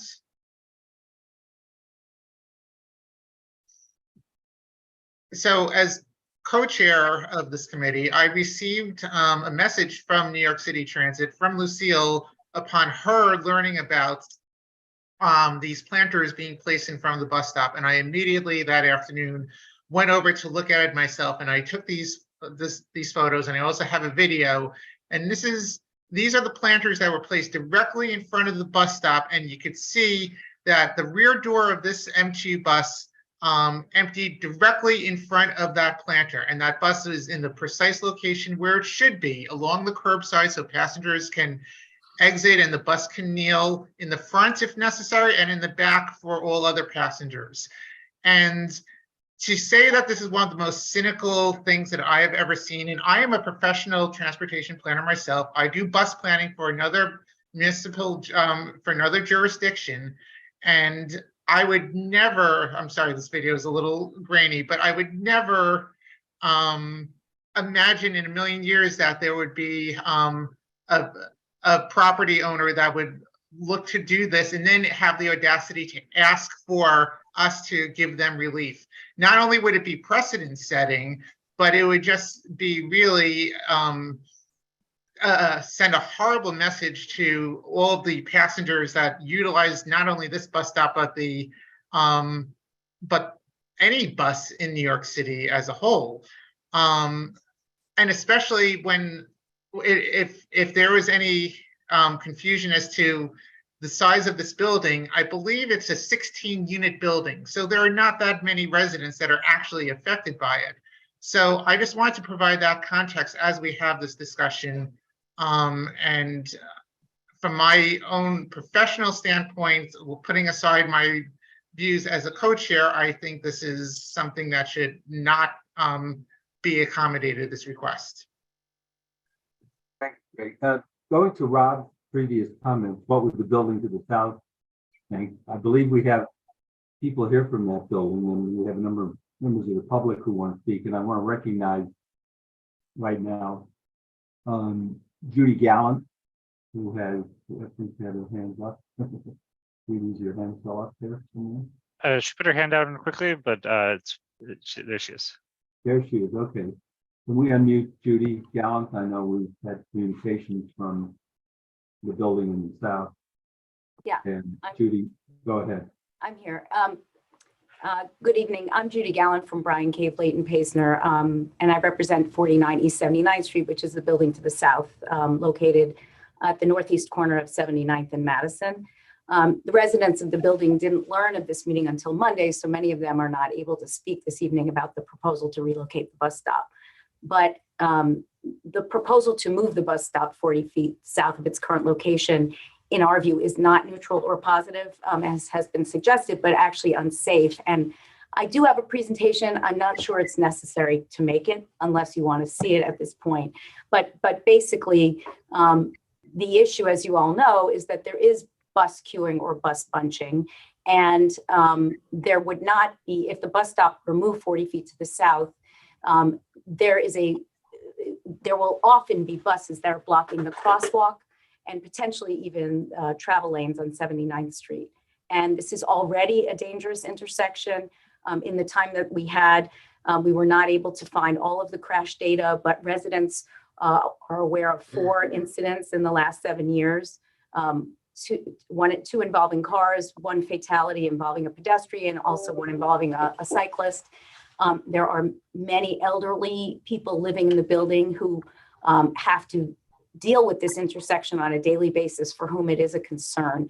And moving the bus stop to the south will only increase the issues, because the buses, and I have many pictures, all of which were taken yesterday, which I can share. Again, I don't want to extend the evening if it isn't necessary, but we can show you that the buses do in fact bunch up 2 and often 3 at a time. and that will create a dangerous situation. So, you know, the building feels that there is an alternative solution if anyone is inclined of perhaps switching the location of the stop at issue with the Bronx Express bus, which is located further to the north on the block in front of 40 East 80th Street, but the residential entrance of 40 East 80th Street is located on East 80th Street, not on Madison. And the building itself is set back from Madison, which leaves a sizable area for people to wait for the bus without causing congestion at either the building entrance or sidewalk congestion. And in this alternative location, there would be ample room for the local buses to queue and not reach the intersection of 79th and Madison, which is what we're trying to avoid. So it's just a thought if people are open to an alternative. But we strongly urge you to reject the proposed relocation. Thank you. Okay, let's see. Is there any? You see, I thought I saw a couple of other public hands, but I'm not sure I see them. There's a person named Margaret Poser. Yeah, Margaret Poser? Yeah. Okay, why don't And I'll we? just remind people, if they want to participate, they can look for the reactions icon on their screen and press the raise hand button. And I also would like to mention that we have a number of board members too, so people should be judicious in their remarks if they can, and try to be concise. Margaret Poser, can we unmute Margaret? Hi, I'm Margaret Poser. I have lived in this neighborhood since 1963. And to Ms. Songhai or Songhai's point, that bus stop has been there since long before 1979. I know because I went to school on 72nd Street and the Madison Avenue bus home every day. And that was the stop for, well, I'd say at least since the mid-60s. I think that Mr. McKay's presentation displays tremendous arrogance. He expects us to believe that the advantages to the building residents also redound to those of us who take the bus and then switch to the 79th Street crosstown. By invoking the steepness of the hill and all of that, that's just bunk. You all have paid obscene prices for those apartments, and your developer was clearly either arrogant enough to think that he could accept the MTA's rule when he was warned that the bus stop could be moved temporarily north, or he didn't really care about his buyers any more than he cared about us. So I am foursquare against moving this bus stop. And I have one other point. There is often backup to the south of 79th Street of those northbound buses. So to shorten that stop creates a backup that will affect further down Madison Avenue. Thanks. A couple of other members of the public, then we'll go to the board. Dylan Geronimo Kennedy, I believe. I see your hand, Nick. Can we unmute Dylan? Hi, can everyone hear me? Yeah. I just want to say I went to school in this neighborhood, but do not currently live there, so do not have any specific attachment to either of the buildings represented. I'll just quickly say it does seem like moving it increases convenience for one building at the cost of just a different residential building, which is on the street corner, which itself has a different bus stop right next to it. And that as someone who uses the buses, the use of the planters, while I don't know if that's representative of the actions of the residents of the building versus the owner, that is kind of extremely upsetting and frustrating, and I found the picture appalling. And so for those reasons, I would oppose a change, but I will cede the rest of my time. Thank you. Next we have Carol Cohen-Efron.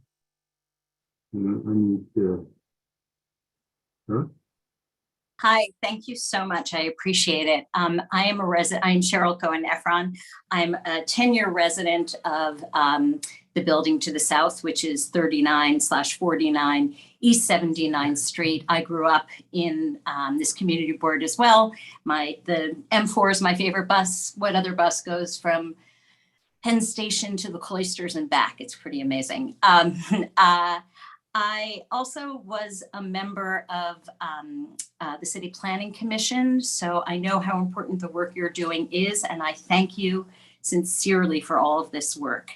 I will also say that this strikes me as very dangerous planning, and I'm really speaking on behalf of the children in our building and the elderly in our building. The greatest percentage of residents in our building are elderly. A few are mobility challenged, and one actually is in a wheelchair. And I am concerned, terribly concerned, about the idea of them having to go around the back of a bus with traffic coming from 79th Street, heading into the park, zooming through the park, which is really how the fatality happened on the west side of 79th Street, heading towards 5th. It was a speeding car. Equally so, there is the danger of cars running north. And it's treated almost like a racetrack. And in fact, there was one that went north, crashed into the garden area that's part of our building, and tore down a fence a few summers ago. So just adding to the congestion seems super dangerous. We have a bus stop in front of the entrance of our building on the corner of 79th and Madison. We accommodate it, and we're very happy to have it. It's a bus stop we all use, and we're next to a library. It's a private library that has a number of elderly patrons. They use the 79th Street Crosstown bus, and it's wonderful that they have the mobility to get to the library and then get on the bus and go across town. I worry about them too, and I'm not sure if the library was alerted to this particular suggestion, but I worry about them having to navigate buses that have bunched into the crosswalk. So I thank you for your consideration. I thank you for all of your hard work, and I will not keep you any longer this evening. Thanks. Okay, why don't we go to the board? Let's go to Michelle. Michelle? Thanks, Chuck. Can you tell me the width of the street in front of the building in question? Didn't they say 15.5 feet or something like that? Sorry? I think they said around 15 and a half feet in yeah, width? something like that. Yeah, I think so. I don't know if that's what I thought they said. Okay, I didn't get that. It looked very narrow to me, but that's just in a picture. What's the width of the street in front of the building south of it on the south side of 79? I don't know. I'm not sure of that. All right, look, it wasn't right for them to put the planters there. That goes without saying. And the question is, if there was any remediation, one of the things would be to require them to remove the planters. So, I mean, I don't think we can, Been required to remove the punishment is not death for doing that. I mean, it was a bad mistake. It shouldn't have been done. What concerns me with this conversation is we are accepting bunching. Here we're talking about planning, whether or not you agree that the bus stop should be moved 40 feet south of its existing place. It would still accommodate 2 buses. And our conversation seems to be, but oh no, there's always bunching and crowding, and we have to make sure there's room for 3 buses. So it seems to me that one of the considerations for the DOT is addressing the bunching and the scheduling and the timing of the buses in that corridor. So, you know, I'm not sure everywhere we go that we should be planning for 3 buses at every bus stop at every given time. So I just throw that out there. The tide here, as I'm reading it, is in opposition to this, but I'm just saying that, you know, to give some consideration as to other kinds of mitigation, that it wasn't such an outrageous, outlandish idea to move the bus stop 40 feet back. But if you're considering bunching and the size of the sidewalks and all that, well, then that's up for different consideration. Thank you.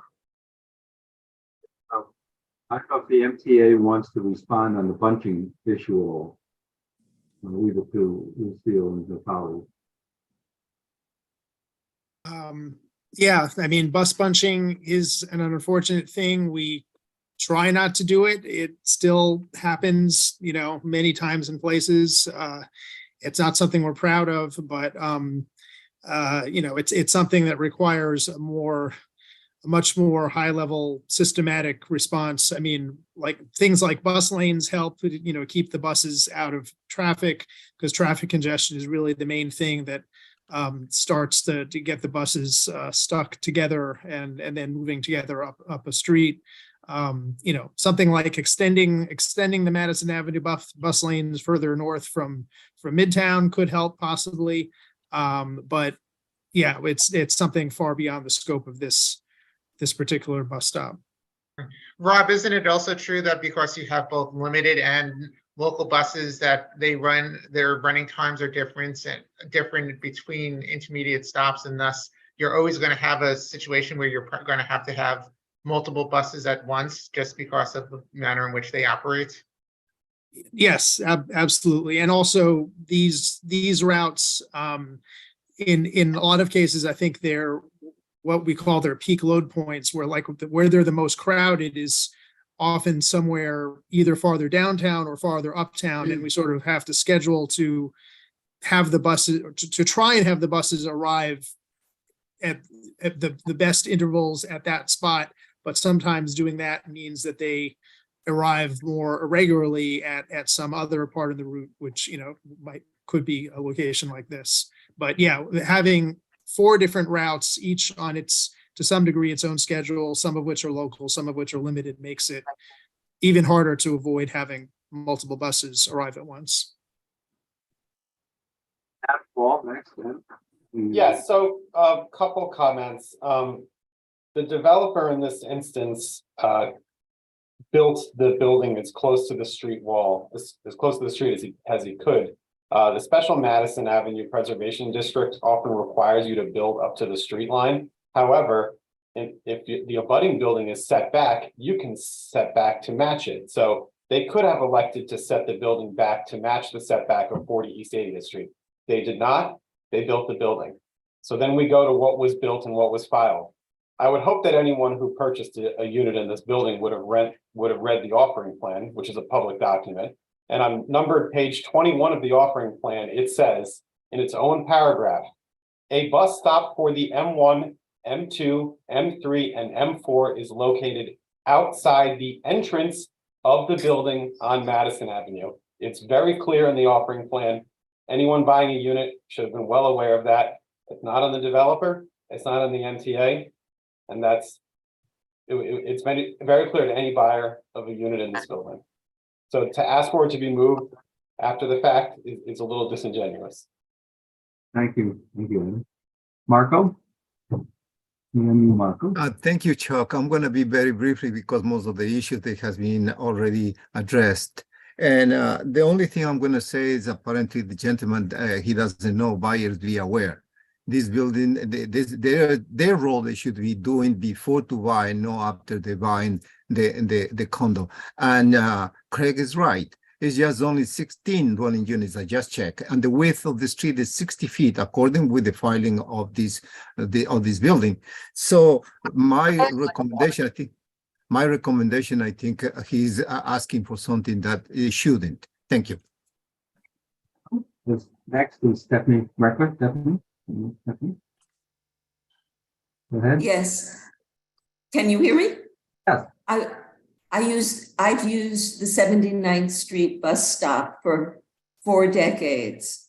And in fact, I just got off the bus this afternoon. Unfortunately, I waited 38 minutes downtown to get on the bus. And by the time it was a local, and by the time I got uptown, there were 3 buses bunched on 79th Street. So my suggestion, and little do I know about this, but why can't you have some of the buses stop on the south side of 79th Street and some buses stop on the north side, or all the buses should stop on the south side. There are buildings, and there are residential buildings and commercial stores, but there's no entrance to the residential building. The residential building is on the side street, on the south side of the street. You know, to me, it would make sense if to have some of the lines stop where they're stopping now, and some of them stop across the street. I think Hugh made some excellent arguments. I find the hill cumbersome, but then again, I'm twice his age. But I don't think you should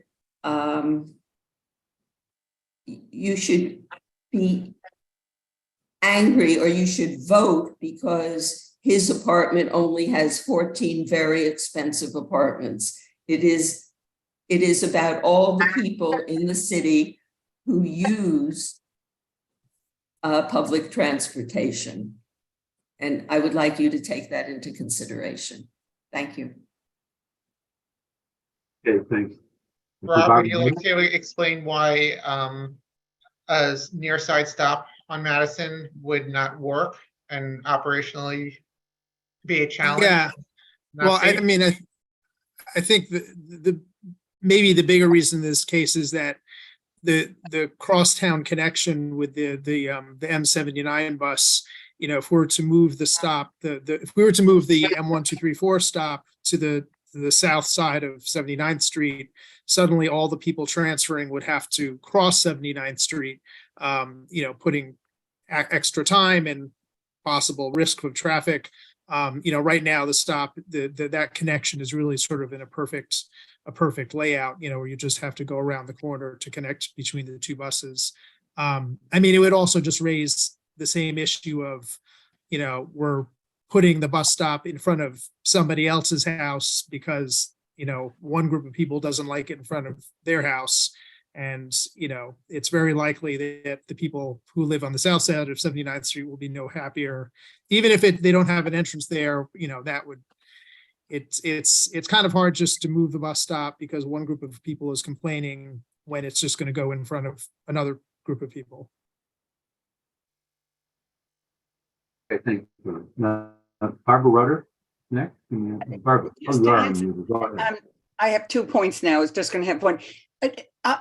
I think it's in the 40s. The Madison Avenue buses are on the same block but far away, and people are running back and forth because I live on 86th Street. I could take any one of the M buses. To have it separated seems to me to be illogical. But I have a question. I heard you say something, Chuck, and it was muffled. Is it legal to have those planters right on the sidewalk? Why is it legal if it is? I think they were ordered by the MTA to get rid of them.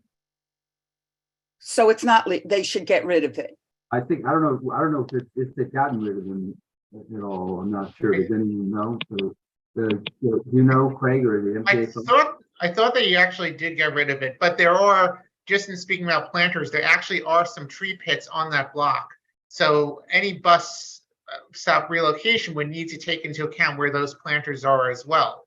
And I saw when I was there looking at the site that slight movements of the bus stop would then result in in some of those tree pits being directly in front of the front or rear doors of the buses. Right. But this is a wall of those planters, and it's not an accident or a mistake that they put it there. Craig, it's Colleen from DOT. Yeah. I just want the committee to know that when we learned of this and of the planters, we felt, again, it was a bit disingenuous of the building to do this, to prevent commuters from boarding and getting on and off the bus. Our inspectors visited the site and we issued an encroachment notice to the property owner and requested that the planters be removed. I was told that the planters were removed, and I hope that they are removed. And, you know, if not, I can have an inspector go back out there to re-inspect the site. Thank you very much. You are most welcome. Birdie? Gee, different kinds of problems for this community board in one meeting. It's very interesting. We don't have any tree planters here that would encroach on our bus stops. But it is infuriating to see that a building would have the chutzpah to do that. It's hard enough to get off a bus and not trip over a tree pit or something else. And I really, really feel that it is a disgrace for any building to put a tree pit or any kind. It's sort of like when the buildings paint yellow lines in front of their doors so that no one will park in their entranceway. And I really feel this is an absolute abomination. And it's a disgrace to someone like Sam Schwartz to promote, I don't know if they knew what they were doing, to give this building excuses. But definitely I'm very much opposed to this. Thank you. So with the Elizabeth Rose next. Go ahead, Elizabeth. Hi. Okay. I think I'm always wary of situations where newcomers come in knowing what the existing situation is and then ask to change it. I've had that experience in other situations. And so I think the real question for me is, what do we really think we need for the future? What is the future of transportation in the city? And what will buses be like, not this year, but 5 years from now, 10 years from now? I don't think that people imagined, 20 years ago, double length buses. I don't think people imagined some of the accordion buses that we have. So moving a bus stop and saying, well, this will still accommodate 2 buses in a row and there isn't room today for a third anyway, may have some validity in this moment, but I don't know that it has validity for the future and what transportation might look like in the future. And I certainly wouldn't want to see us having a conversation 5 years out that we really need to extend the stopping points for buses for the entire length of that block. And then get into a battle of, but we have a building entrance there. So I'm not opposed to the MTA really looking at all of the buses and stops that exist.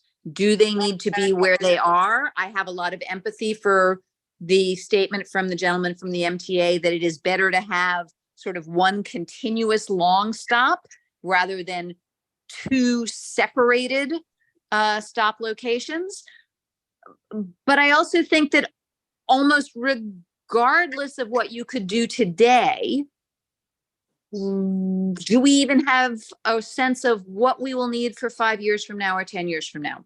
And without that, doing anything today is premature. Paul Christmas. Next, Paul. Yes, thank you so much. I just wanted to say, I thought it was very clear the way MTA described the history of this. I want to say I appreciate it very much. We don't always get such clarity. So I appreciated the way that was delivered. And I think Judy put it quite right. It sounds like complete chutzpah. This is the public realm, public space. And I hate getting off buses. We all do when you've got bags of trash in the way or tree pits, and now there's something else in the way as well. I think it's terrible. So I'm able-bodied, I can walk around easy. For people who don't have that ease, it's even worse. So my vote would be no. Okay, before we go on, if anyone wants to make a motion here, we should get in, or not, you don't have to, obviously, but we can. Judy Snyder, I think, is next. Yes, I'd like to make a motion, and if it's seconded, I'd like to make a motion that we deny this request and further that if the existing planters are still there, that they be removed. Is there a second to that motion? Paul, I think Paul Crickler. Paul, okay. Is there anything else you want to say, Judy, or anyone else you want to comment on this? No, I think everything's been said. I think if someone calls the question, that would be very nice. I agree. Marco called the question. Is there a Thank second? you. I would like to call the question. Is there a Does second? anybody can second? Yeah, the second here. Okay, Rita Popper second. Okay. Any objections for that at this point? Okay. All right, so do we still have the attendance? Craig, do you need? It has changed to some degree, so Okay, why don't you call and see so we have it? so let me read it again. It's myself, Chuck, Abraham, Adam, Barbara, Kaz, Elizabeth Rose, John McClemens, Judy, Lori, Marco, Michelle, Paul, Peter, Rita. Those two names shouldn't be together for my Long Island accents. Robin and Stephanie. If I missed anyone from the board, please let me know. All right, so if you're in favor, you don't have to raise your hand, but anyone who wants to vote no, or abstain, or not voting for cause, please raise your hand. You see anybody? No, Nope. I don't see anybody. Okay. That's Looks like we're unanimous. Unanimous disapproval. These resolutions will come up at the full board meeting. Well, are we still on for is it 2 weeks from today? Yes, 2 weeks from today, June 21st. June 20th. Okay. Okay.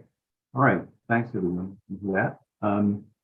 Our next issue is Thank you all so much. MTA is leaving for the evening. Thank you all for having us. Thank you. Thank you very much. MTA. Thank you. Bye-bye. And Rob and everyone else. The next issue has to do with an open streets application by the Buckley School. And they have sent a letter to DOT, and it just came recently, but they want to start very soon. They want to start in the beginning of July. And so we thought we had to put it on the agenda, even though we know it's a pretty short notice. So there's somebody here from the Buckley School who wants to take Yes, make a few comments. Terrence O'Toole, I'm the security manager from the Buckley School. Okay, why don't you tell us about it?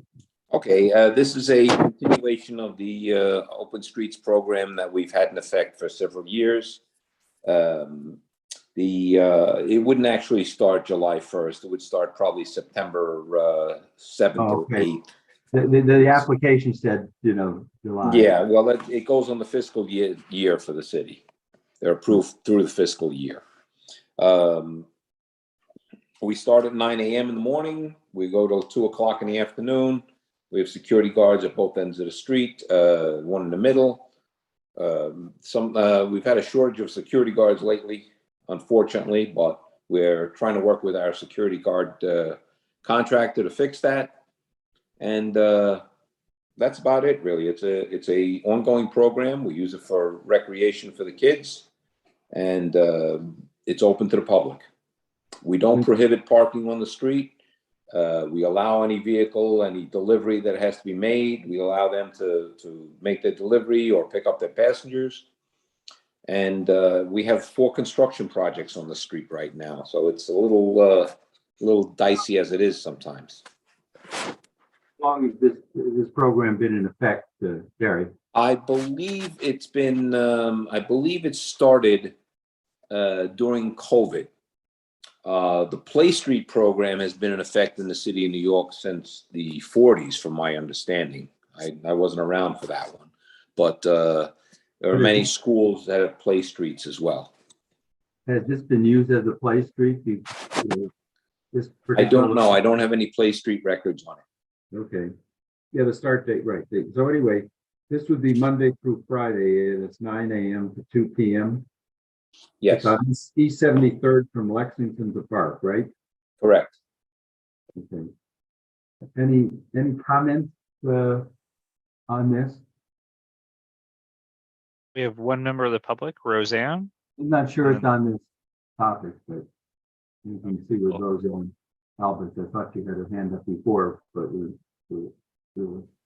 Hi. Roseanne, please keep it to this Yeah, topic. sorry. My question pertained, and I tried to figure out how to raise my hand, pertained to the Unfortunately, bus we've moved stop. the agenda. Thank you, Roseanne.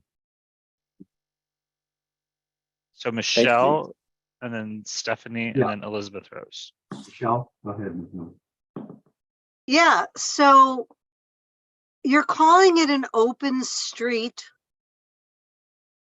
How does it differ from the play street? Why isn't it part of that program? The open street program is what the city calls it now, as far as I know. Okay, but There's let me three- understand something, because when in other parts of the city, when you talk about an open street, it can be used for almost anything. People can come and bring their chairs and tables and picnic and do whatever they want. When you talk about a play street, the presumption is that it's specifically for children to come out to play who attend the school on that street. Right. So which one is this? Because This is, go ahead. It's Colleen from DOT. So, Oh, yeah. So the open street is now the new play street. We no longer have play streets. It's now known as open streets. That's what we're calling it now. Okay, well, I appreciate that you telling me that, Colleen. However, I have real concerns about the terminology, because I read 13 pages of description and parameters and everything about open streets. And they include everything, including getting 3 people to approve an open street, and you can actually even have a wedding there. So I have the 13 pages. You all can go on the DOT website and read it. But when you talk about open streets, and now you're not making a differentiation between a school play street and an open street, I don't know. I find that very problematic, because Michelle, the open street have replaced the play streets, and I don't know of anything that says that you can have a wedding on the open street. well, read your own directives. I will send it to you. It's 13 pages long. Okay, so all I'm saying is, while I might vote for a play street, all I'm saying is, if this terminology opens up the possibility for what your own document describes, that's of concern to me. I'll leave it at that. Michelle, I think it does have a broad, I know what you're talking about, because I looked at that too. We looked at this. And but I think we have to look and see what the particular application is and who it's from. And yeah, but it's of concern, Chuck, when you interchange descriptions, when you interchange terminology like that, it's a big concern. Now, if the DOT wanted to make a distinction between a play street and an open street, They did, they Michelle. would have let, I was excuse showing me, you. Will, hang on a minute, please. Let me Okay. finish my thought. If they wanted to make that distinction, they would have kept the two terminology. But if they're calling it open street, they have intentionally eliminated the word play street. For me, from what I know about what their own paperwork says about open streets, that's of concern. That's all I'm saying. Well, why don't you mention what you wanted to mention? Yeah, no, there are, Colleen can correct me if I'm wrong. There are 3 different types of open street applications that they accept. There are full closures, There are full closures for schools. So it is a specific type of application that still uses the word schools as if, you know, yes, it is not still Play Street, but it is an application for a closure related to a school. So That's it is. correct, Will. There are three types. There's the limited local access, and there's the full closure, and then there's the full closure, which is for schools. In this case, this is the one that the applicant is applying for. So it's just like SAPO, where they have different applications for a multi-block festival versus a single block festival versus a street event. They're all SAPO applications. They're just different types of applications. Correct. And these are specifically to support drop-off and pickup operations, recess, and outdoor learning. Okay, so there's no way that this can be used for anything else. It's that specific application in that category. That's correct, Michelle. Okay. All right. So let me ask you this. Have you reached out, has the school reached out to those that are on the street and apprised them of this request? And have they gotten any response? This has been in effect for over at least 3 years, to my knowledge. The letters have gone out. There's been 3 or 4 postings of letters. The neighbors on the street that I deal with on an everyday basis have no problems with it. Okay, thank you. Okay, Stephanie Reckler, yes, I believe. Stephanie. Yes, Terry, I commend you because it appears that none of your neighbors complain about the Buckley School playing and using the street because you manage it very well. Thank you. I live on East 78th Street. Oh, you poor lady. Alan Stevenson closing the block as well. And perhaps you can talk with their security and figure out how to get the community less in opposition to what they do. They close the street at 7 o'clock for drop off and keep it closed until 4 o'clock. And I want to know, how do your students get dropped off? How do you manage it? Most of our students, almost 70% of our students live in Community Board 8. Most of them walk. We do have a private bus service that comes from downtown that brings some students. Some people drive, but a lot walk. So if you can post your email address in the chat, I will introduce you to the security at Alan Stevenson. I have met him. I actually know him. So okay, all right, but perhaps you can work out a way that they don't need to close the street from 7 to 4. I would appreciate that. Okay. Thank you. Elizabeth Rose is next. Go ahead, Elizabeth. Thank you. I do have a couple of questions about the usage. Buckley, as I understand it, has several different buildings. Yeah. Can you please tell us what grade levels are served in the building on this block? How many students are served in the school, in the building on this block? And what recreational or congregate spaces you have in this building, and by which I would include cafeterias, assembly halls, as well as phys ed space. All right. There's 2 buildings on 73rd Street. We have the Walsh building, which is the main building. And across the street, we have the Arts and Science building. There is a small recreation area on the roof of the Walsh building. And there is an auditorium / cafeteria, eating hall that's used for all assemblies. And we turn it in and out to a cafeteria or a auditorium. We have a music room in the Arts and Science building, but that's it. We have no physical education program in these buildings. The building serves 320 students right there.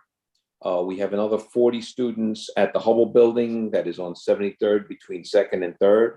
That's where the gyms are. We do move children between those gyms back and forth.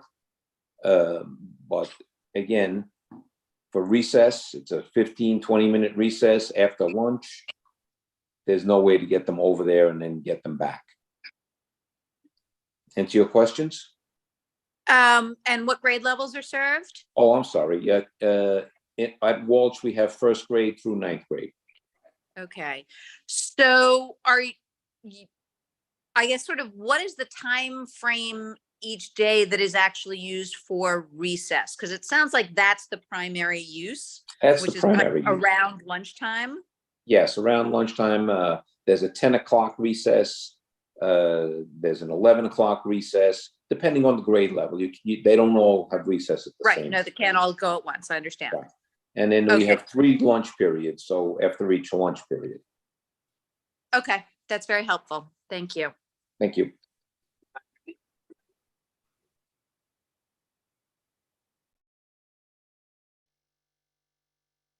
Okay, Judy, you're muted. Hi, I'd like to make a resolution to support that the community board supports this open play street as specifically stated. And There's a second for that? Yes, Second? Barbara and Rita, I see. Barbara and Rita, okay. All right. Can we vote? Okay. Okay, why don't we need to take the roll again, Craig? Yes. Was that a call calling the question? Yeah. Mm-hmm.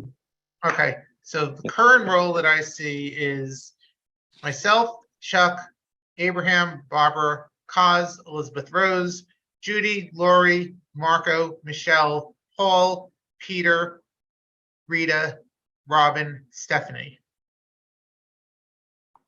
Anyone else there? Okay, if you're in favor, you have to do nothing. If you want to either vote no, abstain, or not voting for cause, please raise your hand. I do not see any hands. I don't know if anyone, do you see any?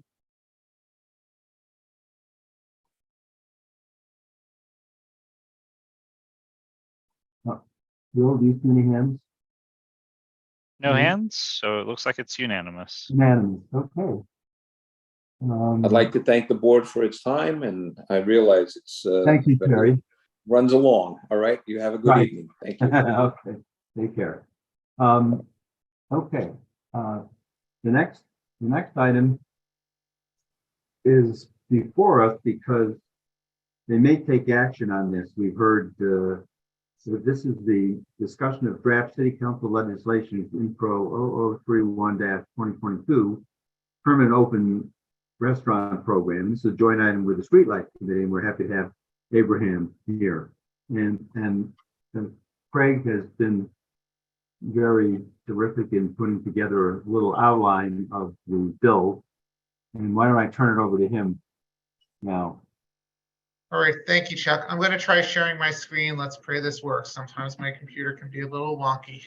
I have it paperless, as it turns out we don't have it. Oh, there you go. All right, it looks like it worked. All right, then. So let's just try to go through this quickly. I'll try to be as concise as possible. So this is intro 31B, and this legislation or draft legislation is a result of a compromise that was reached between the city council and the mayor's office. So I'm just going to walk you through some of the highlights of it, both in terms of the general program and how it and the specific roles of community boards. And there's a lot in here. So, and I just tried to piece this together leading up to this meeting this afternoon. So I apologize if it is not necessarily in the best order. So this bill discusses both sidewalk cafes and roadway cafes. And to answer the question that I know everyone was wondering about first, this will be a seasonal program for roadways. So it will only be in effect from April 1st to October 31st. There will be no roadway cafes between November 1st and March 31st.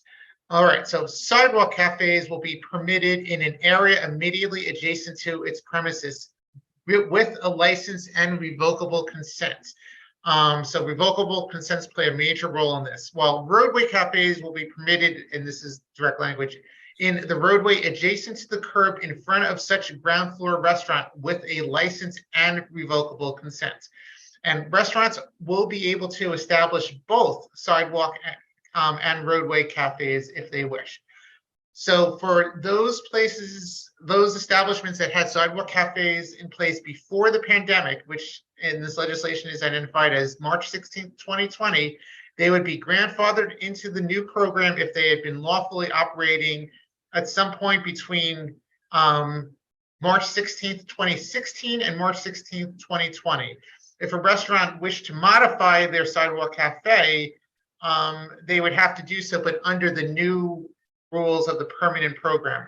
And rules will also play a major role in this. So I'll get to that in a moment. So unenclosed sidewalk cafes shall be open air and contain only readily removable tables, chairs, and other removable decorative items. So that's a little clarity there. No license or revocable consent shall be granted to a sidewalk cafe or roadway cafe which obstructs access or egress from any building. So they've made that clear as well. Alcohol consumption will be, as it is now, permitted by New York State law. Advertising will not be allowed. Sorry, I scanned ahead too much. All right, rulemaking. So I think that was the next slide. So we talked a lot when we were discussing this previously about the rulemaking process, and this legislation does put a lot of the onus on DOT, which will be administering the program as per this proposed legislation, to promulgate rules regarding the details of the permanent open restaurants program. So the rules that they'll promulgate will include the granting of licenses and revocable consents, the design of the roadway and sidewalk cafe, the priorities. They will prioritize if there are multiple applicants who seek to use the same area in front of their establishment, which one will be able to use that area, and also rules regarding the operations and maintenance to prevent undue obstructions to the street, to ensure good order, public safety, and general welfare, so on and so forth. So I think I mentioned sidewalk cafes shall be open air and contain only readily removable tables, chairs, and other removable decorative items. Rules must conform to the following. So this is in terms of the hours. So for sidewalk cafes, they will be permitted to operate between 10 a.m. and midnight. But unenclosed cafes and roadways will not be permitted to operate before 10 a.m. on Sundays. No roadway cafes, as I said, will be permitted between November 1st and March 31st.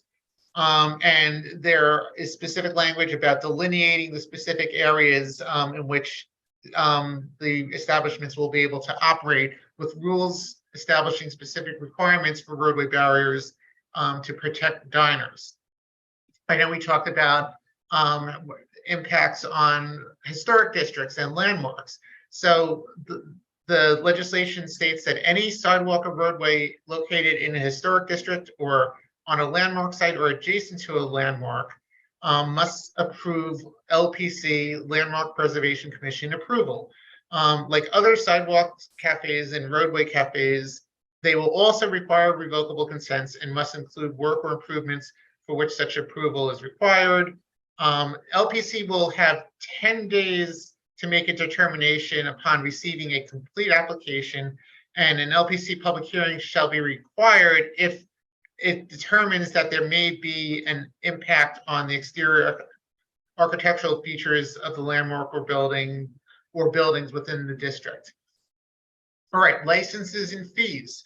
So this, for both sidewalk and roadway cafes, there will be a $1,050 fee for the license, and a renewal fee as well when those licenses expires. And those are 4-year terms for those licenses. And those are separate from revocable consent fees. And I'll get to that in a moment. Licensees shall provide adequate service to maintain the tables in the sidewalk cafe in a manner that ensures good order and cleanliness. And the licenses are personal to the applicants for their specific establishment, and thus that they are non-transferable. So if a building is sold, but the restaurant establishment is unchanged, the license remains because it's given to the applicant or the restaurant itself. All right, revocable consents. So the terms of them should be concurrent with the license periods, and the revocable consent petitions will need to require accurate drawings, though they will not require a professional architect or engineer to develop the drawing, because I think they want to make it simpler for applicants, but they must clearly denote the space to be occupied, locations of tables, chairs, barriers, and other permitted projects. Roadway cafes will include annual fees for revocable consents based on a per square footage of roadway requested based on the geographic sector in which the applicant is located. So basically, they're proposing 4 different tiers of pricing with each is considered a different sector, and they just identify that sectors 3 and 4 will be below 125th Street in Manhattan. So that will be us. So for the roadway cafe, it would mean if we are sector 3, it would be $14 per square foot, or if we were sector 4, it'd be $25 per square foot.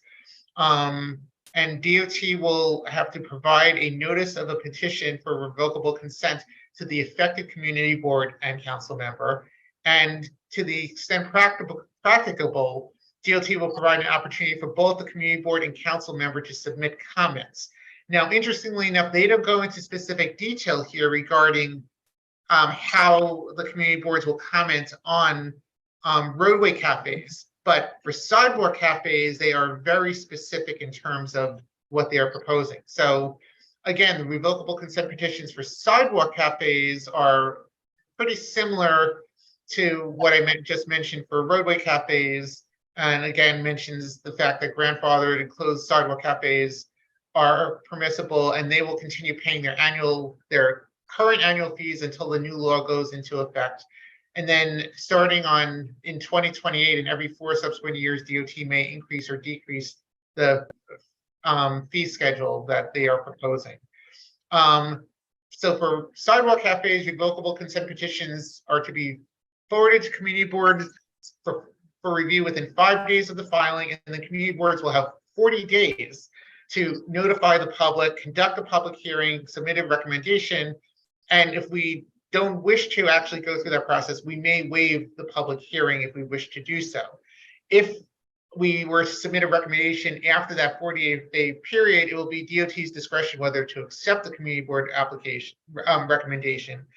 And if the community board denies the applicant's petition, DOT shall then hold a public hearing. So in other words, if we were to oppose a request, then DOT will carry it forward and may further consider such requests for sidewalk cafes. Or if we approve it with substantial modifications. Right. I'm sorry, I didn't hear what you said. No, or if we approve it with substantial modifications or conditions. Or with right. Thank you for noticing that. Or with substantial modifications or conditions. Right. If we approve it. Thank you for catching that. And then in terms of enforcement, obviously something very important to many of those who have participated in past discussions. So for those who are operating illegally and don't have a license, they will be subject to a $500 fine for the first violation and then $1,000 fines for subsequent violations. For for those who are licensed and violate DOT rules, it would be 200 for the first violation, 500 for subsequent violations. And DOT will then upon a rules violation, allow the license holder 30 days to take corrective action. DOT may also suspend or revoke licenses to operate roadway or sidewalk cafes if there are more than 3 of the same violations within a 2-year period, or if there are 6 or more of any violations within 2 years. So there is that enforcement mechanism that is proposed. And then there is the ability for DOT to waive that under certain circumstances. And the DOT commissioner may also order the removal of any furniture, equipment, structure, or other obstruction.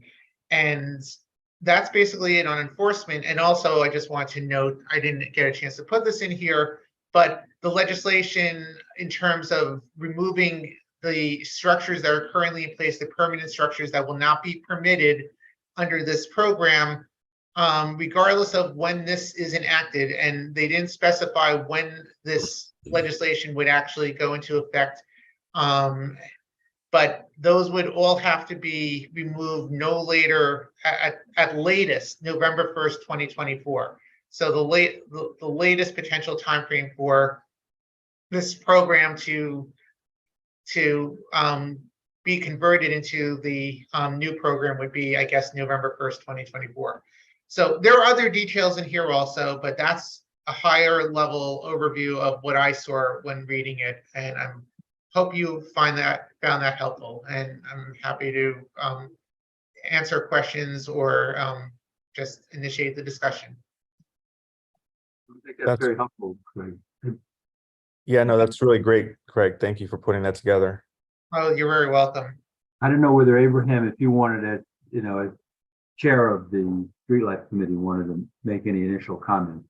Yeah, I mean, I think one, I was very happy to see the final, to at least have a date for when the roadway structures have to be removed by. It was good to have some definitiveness on that because I know that's been a sore topic. One other thing that I did notice that they included a provision talking about interagency cooperation that the Department of Sanitation, along with the PD and all of the other departments, would cooperate with the DOT for enforcement. But it was kind of vague as to how that was to be done. I didn't know if that was intended to say that they're going to be allowing cross, violation or enforcement. So that's one area that I would love to get more clarification from the drafters of what is intended there, because I mean, it would be great if, NYPD or someone could issue, a violation or a fine if they were, not adhering to some of the rules. But I don't know that they were going that far by suggesting the cooperation. I think that's a useful comment that. But yeah, so that was just a couple of things that jumped out to me. But I'm happy to start taking hands and then continue the discussion.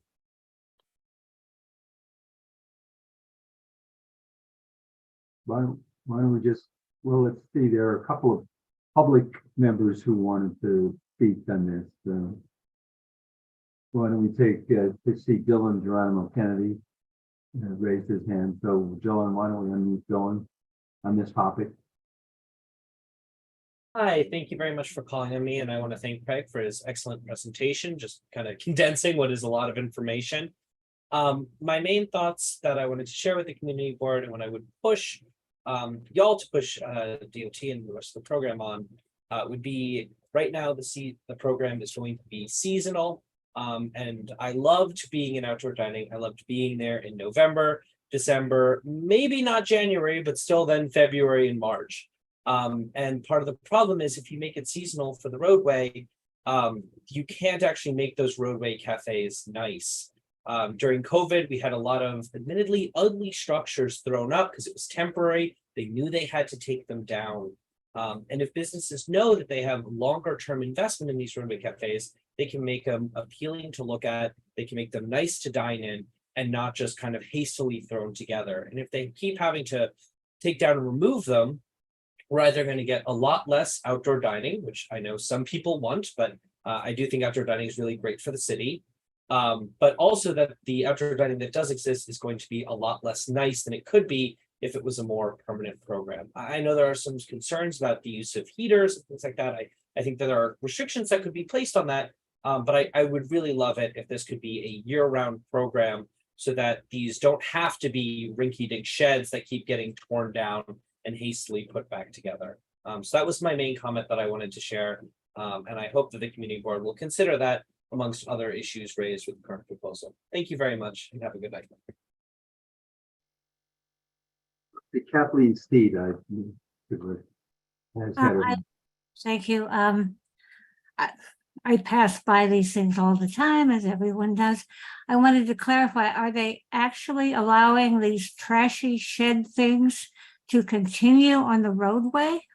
There's nothing that they have to make it other than trash-like? I mean, they're really shabby. Well, the new program, you won't, in the roadway, there'll be none of these sheds. You won't be able to have a shed. So, and they're gonna all have to go. That's what we were, so they'll be gone under this legislation. So there's going to be nothing on the roadway? Well, no, there'll be tables and chairs, but no structure. Okay, great. Thank you. Just wanted to clarify. Thank you. Nothing permanent in nature, meaning that everything would have to be portable and removed as of November 1st each year. Right. Let's see. Next is Evelyn David. Then we have a bunch of board members, I think, who want to comment. Can we unmute Evelyn? Yes. Can you hear me? Yes. Yeah. Good evening. Thank you very much for calling on me. Okay, so I actually sent in details on an unauthorized outdoor dining area. That's at 808 Lexington Avenue. I sent in the 311 complaint number. It came back to me as unauthorized.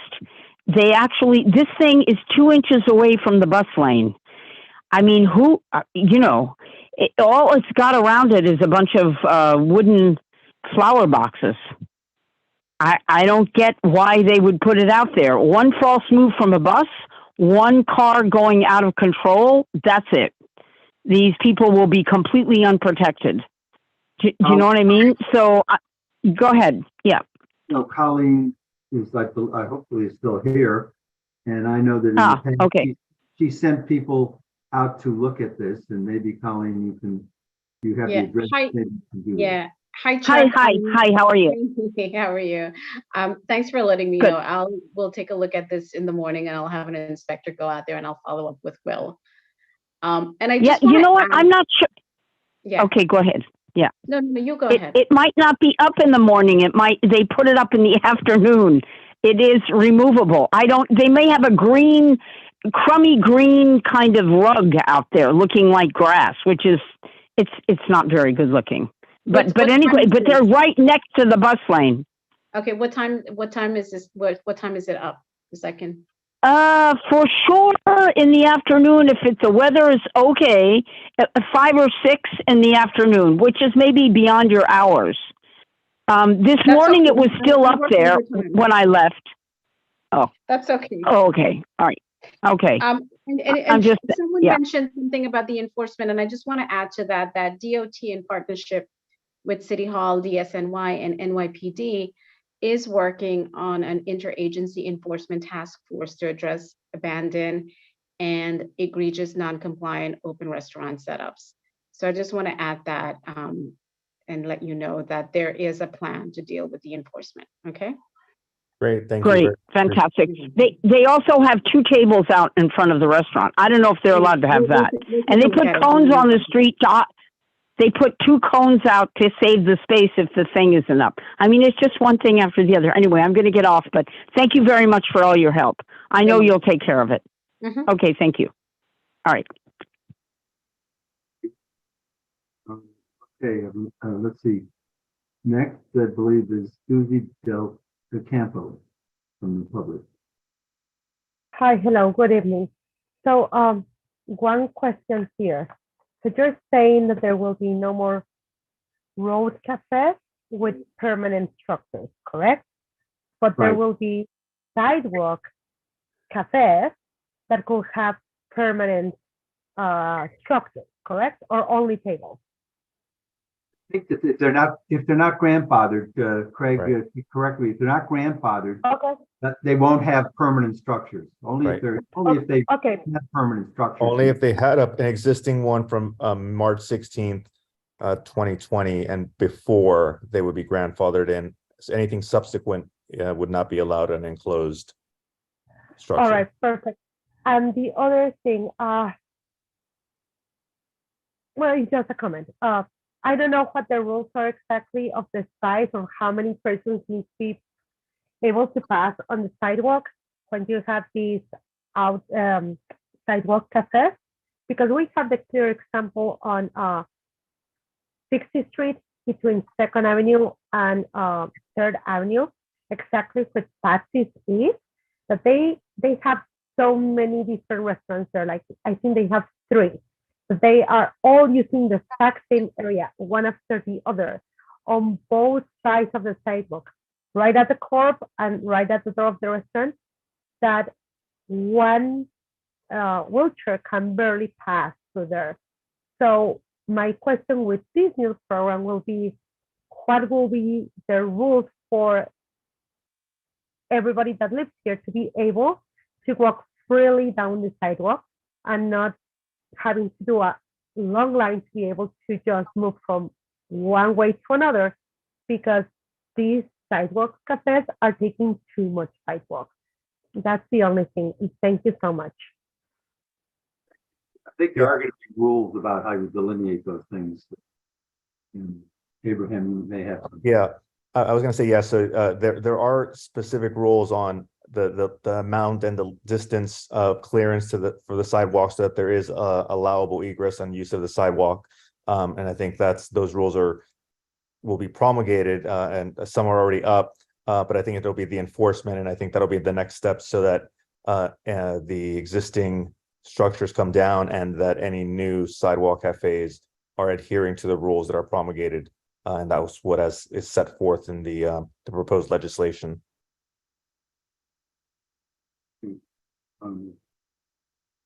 We have, looks like another person who's only identified by numbers, a cell phone number, looks like a 917. It's Faith Frazier. Faith Frazier, you can unmute. Right. Yep, Okay. I'm here. I have a question. Thank you. On the grandfathering of the things of the establishments on the roadway, there's one near me on East 73rd Street, and they seem to continue to expand down the block in the roadway. I know you said they started to be grandfathered in if they were there by March 16th, 2020. Do they just keep on expanding until the rules change, or how does that work? That's only for sidewalk cafes, not Sidewalk- roadway cafes. Roadways, there's no grandfathering, there's no structures. Roadways, no, you're not going to have a permanent structure at all. You won't have any structures except ones that can be taken down very easily. And there'll be no Okay, enclosed. so I noticed that on the one on my corner, it's La Esquina. They have some frontages on 2nd Avenue, but in the corner, since the pandemic, they just added more and more stuff. Now they've taken the top of it off, but I still notice an enclosed structure that I hadn't noticed before. So should I be calling DOT, Colleen? Yes, but if you want to give the address to Colleen, she'll, I'm sure, have it looked at. Okay. Should I give it to her now, or should I Give it give to it her. to Will? Yes, please give me the address. Right. I believe the exact address is 1402 2nd Avenue. Thank you. Colleen's And very it's on the efficient. She'll get a 73rd look Street. at it. It's on the 73rd Street side that I'm watching them continue to expand. Thank you, Colleen. Okay, you're welcome. Thank you very much. Okay. There's an Adam F. if he could identify himself. Adam? Yeah, thank you for calling on me. And- I'm a member of this. Yep. Can you hear me? What's your full name, Adam? Record here. Adam Friedlander. Freeland. Okay. And I'd just like to voice my opinion that I really enjoyed the addition of street structures to this community.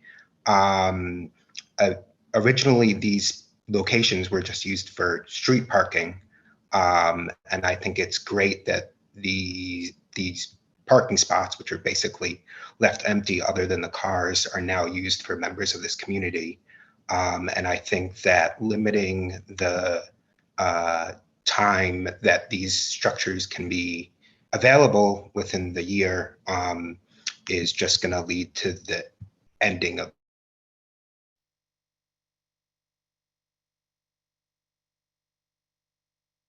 Okay, you cut out there, Adam. I don't know whether something with your connection. Okay. Why don't we go? We got the point though.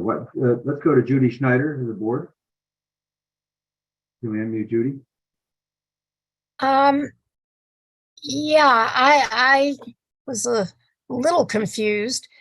Craig, I think you did a great presentation. I didn't realize that there were not going to be any more street structures. But that's not until 24, I think you said. There's language in here that just identifies the time frame in which any current permanent structures shall be removed. And that is no later than November 1st, 2024. It says here. Okay, okay, that's enough. That will let me ask my question. Okay. I asked Ed Pinkard this question this morning, and Colleen, you heard the answer. Some of these street structures are very graffitied, and he said it's the owner's responsibility. Well, the owners aren't doing anything about it. So is there any enforcement, or under that section where you wrote rules, can we put anything in there about that graffiti must be kept clear of graffiti as a rule? And is there anyone who can ticket them? I don't know. I see Colleen still on this. Maybe she can talk more about it. I'm not sure who does the enforcement, whether it's DOT, sanitation, who is doing that? So that's kind of two questions. So Judy, that's a very good question. I know that came up this morning on the forum.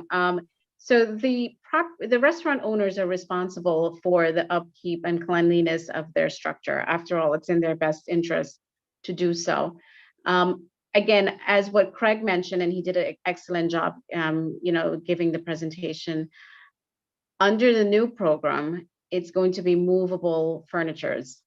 So there's not going to be that structure type that you see that's currently out there. So there's not going to be any room for, graffiti markings that what you would see normally that's out there currently. But your point is well taken. There should be something in the legislation that would, mention cleanliness, and should there be graffiti, who would be responsible for removing that. I think that the burden should be on the restaurant owners to do so. After all, if it's written in there, but if it's not written in there, because Craig said that the ones prior to a certain period on the sidewalk can still exist if they're grandfathered. So if they get graffitied and the owner doesn't choose to clean them, if it's number one, it needs to be in the rules, and number two, who does the enforcement? Because obviously the owners aren't doing it. Right, and I think, again, we will step up because we are the agencies that's overseeing this program. So I think when we'll determine in terms of enforcement, but I'm sure it's going to be DOT that will do it. One, if I may, just one kind of related question. The legislation from the City Council says, that DOT will kind of promulgate the rules, but once this takes effect, will for example, there be allowed any public input or community board input into the rules? Well, we did mention that once, all of this has, been, I don't want to use the word finalized, but once all of this has been put together, that we will come back to the community board to get input. We did promise that, and we will come back. Commitment on that, I think, Abraham, the thing we wanted to, the reason we put this on is that we thought we were going to take action on it possibly, in July before, and this could be our last opportunity to give suggestions on the legislation. There's going to be a complete opportunity, as Colleen said, when they come back with the rules, they have a commitment to us, and I'm sure they'll to come back and present those to us and listen to what we have to say at that point. Well, yeah, and that would be a good. That would be at that point. It would be good to raise the graffiti issue as well. We couldn't put that in now. We couldn't ask. We could do anything. With cleanliness. You could do it. The word graffiti. You can do that if you choose to. Yeah. Because right now the legislation only says that DOT will promulgate rules regarding ensuring good order, public safety, and the general welfare. So it would probably fall under that, but we could put some more specific language. Hey, yeah, dude, you've been around long enough to know that we could do anything. Well, yes, but I can't make a resolution now because I just spoke. Okay, but if somebody would make a resolution to please add the word graffiti in there, it would be helpful. Okay. We'll see how things go. Next we'll go to someone I know who likes these sheds very much and is sorry to see them go, and that's Cost Bagnoletti. No, I'm for the sheds on the street within reason, but I vaguely remember several years ago, Dan Garodnick either was going to or introduced legislation for cross-agency ticketing for various things. I guess that never eventuated, so it's good to see that it's coming back. When this open restaurants came out in 20, DOT put out a sketch of what was to be on the sidewalk and on the street, which never eventuated. So the owners have put up these structures on the sidewalk and the street. The street have been legal, the sidewalk have been illegal, but they're still up. So what about all these illegal ones that have been put up on the sidewalk and DOT has done nothing to control it and make sure that they come down?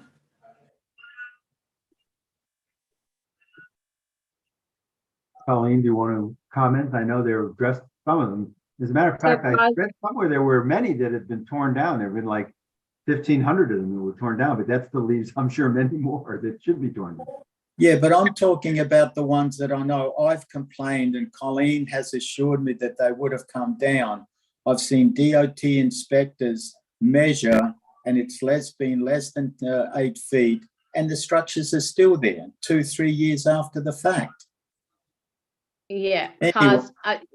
cause under the new program, we are going to visit every structure that we have a record of, or even if we don't have a record of. And if it has to be removed or come down, it will be removed or dismantled. Now, but in the meantime, DOT never enforced their guidelines to start with. So who's going to be paying for the removal? Are the owners going to be reimbursed for the removal or what's going to go on? There's no reimbursement involved. The owner will have to remove it at their own expense. They will have to do that. There's no reimbursement involved. We have been going around citywide, removing structures that are abandoned based on complaints that we get, and we confirm that. And it's a process. It's a very lengthy process. We just can't go there and say, okay, the structure is abandoned. It's confirmed. We'll remove it the next day. It takes a few weeks, maybe a month, because a lot of coordination goes into it. Then we have to store these structures. And we're talking about space, which is very limited that, we may or may not have. And we have to keep the storage X amount of, maybe weeks or months. And just in case if the owner calls us and they say, hey, you removed our structure, we would like it back, So just because we remove it, that doesn't necessarily mean that we discard it. We have to store it as well. So it's a very lengthy process. That's going to be one big mess. I wouldn't say it's going to be one big mess if it's coordinated again with other agencies. I think you would have, a really good outcome. And I think we had a text amendment proposal several years ago in which we were basically guaranteed that any sidewalk structure before a certain date was going to be grandfathered in. Does such a list exist? I'm sure we have such a list that, when we come to the community board, we can share that information. Okay, thank you. I just wanted to provide a little clarity in terms of when any structures would need to be removed. So the draft legislation says that for any outdoor dining establishment that was established essentially under the emergency order and does not comply with the DOT rules relating to the design of roadway cafes and sidewalk cafes, they shall be removed no later than 30 days after the determination of DOT to grant or deny a revocable consent for it. And notwithstanding that, all structures shall be removed no later than November 1st, 2024. Thanks, Craig. Okay, can we go to Barbara Rudder? Barbara? Hi, I have one main question. What happened? I think you said that the street dining has to be curbside, but what if there are the bike lanes, 2nd Avenue, 1st Avenue? Where would the structure be? No structure in the lane. I don't, Chuck, sometimes it's hard to hear. Did you say? No, I just said there won't be a structure. Remember, there's not a Okay, but even the tables, anything, I didn't mean structure, but tables and chairs, would it be outside the way it is now, the way the structures are right now? Would that be replaced by tables and chairs on the other side of the bike lane? It's very hard to cross. There was a restaurant next door to me on 2nd Avenue where bikes would go flying. The wait staff had to go running across the bike staff and getting, because it was the middle of the street, I couldn't cross on either corner. You had to go running in between. How is that going to be handled now? It would be the same thing? So if with the bike lane, the protected bike lane, we have the floating parking. Some of these restaurants may be permitted to, depending, may be permitted to set up their tables and chairs in the floating parking. Okay, so like adjacent to that. Yeah. And just a quick comment. I find that the fines seem very low. Did you say it was $1,000 to set up outdoor road sidewalk cafes for 4 years? It's $250 a year. Seems very low to me. That's for the license only. Then for the revocable consent, it's based off of a rate based on geographic location and square footage. Okay. Fines. Remember, Barbara, that if you have a certain number of violations in a certain period, a couple of year period, then you can be thrown out of the program for a time. So yeah, so that's yeah, that's good. sort of I don't mean to be negative. I'm one of the ones that really do love the. No, I understand. But there are ways that people are consistent offenders. Right. I just didn't like crossing in the middle of the street through a bike lane with electric bikes.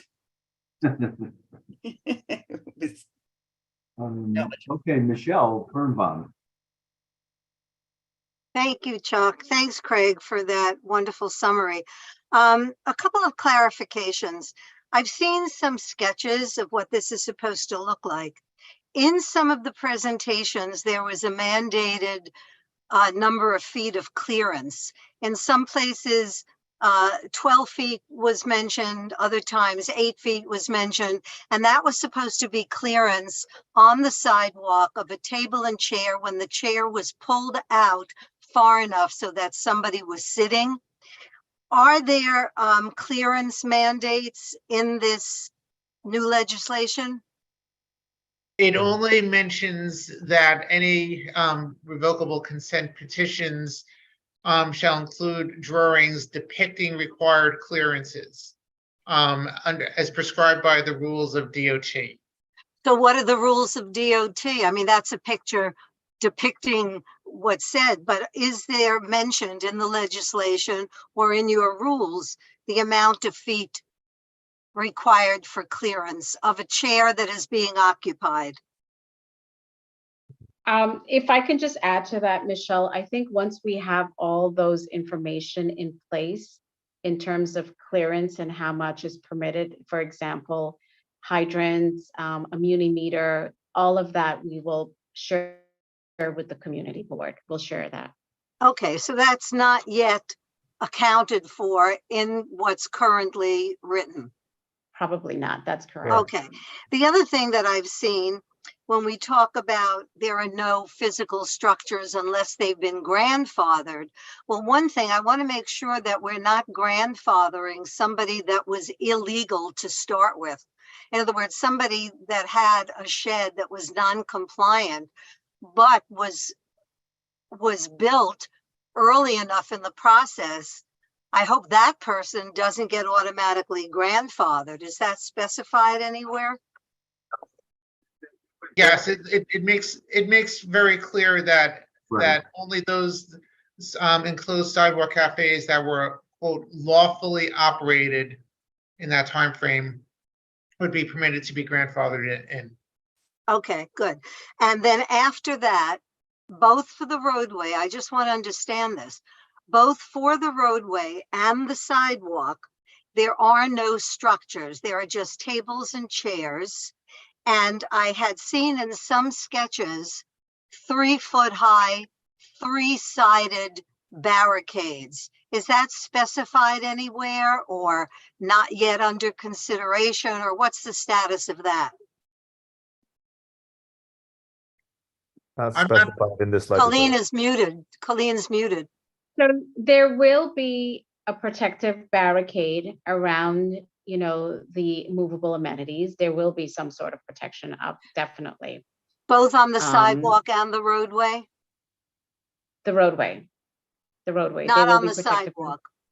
I don't know for the sidewalk, so don't quote me. I would have to confirm that, but I know for sure the roadway will have protective barrier. Is barricades. there a dimension to that? Sketches that I've seen, it said 3-sided and 3 feet high. Does that appear anywhere? Not, Not as of yet. No, we don't have that information that we can share with you or that I can share with you tonight. Okay. The other thing is, I know that the roadway is going to be seasonal. However, is there anything in the rules or in the legislation that talks about heating, where it's either permitted or not permitted? Does it mention it and what the standard will be? I don't believe there is any mention in it. I think that's also going to be part of the DOT rules promulgating process. Okay, And so that's something we have to think about. And just in terms of structures, there's no mention of structures in this legislation in regards to anything forward-looking. The only mention of structures is in regards to the removal of the structures that we discussed and structures in the context of enclosed sidewalk cafes that are already Grandfathered. Legally operating. That will be grandfathered. No new Right. ones will go up. Okay. Right. The other thing that everybody was concerned about are platforms, you know, like slated wood platforms, because there was a lot of concern. That's where rats and vermin would congregate because the food would slide down. My recollection is that there were not supposed to be platforms anymore. Is that mentioned anywhere at the moment, or is that also going to be dealt with at a later time? I don't recall seeing anything on that either. These are really good points you're raising, and they're going to be dealt with at a later time, Michelle. Okay, as long as they're going to be dealt with, I don't know if we should be, it'll be up to the co-chairs if we want to deal with that in our recommendations tonight, but let me just enumerate a couple of other things if I may. I think the platform is really an issue. In terms of the permits, would each establishment have a permit if they had both street sidewalk service and roadbed service? Does that mean 2 permits?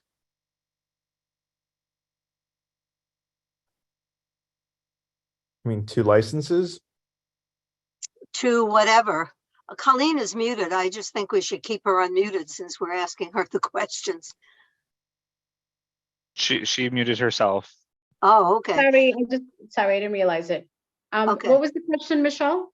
The question is, you mentioned that there are permits and there are licenses and there's roadbed dining and there's sidewalk dining. So if one establishment wanted to have both sidewalk dining and roadbed dining, does that one establishment need 2 licenses and 2 permits?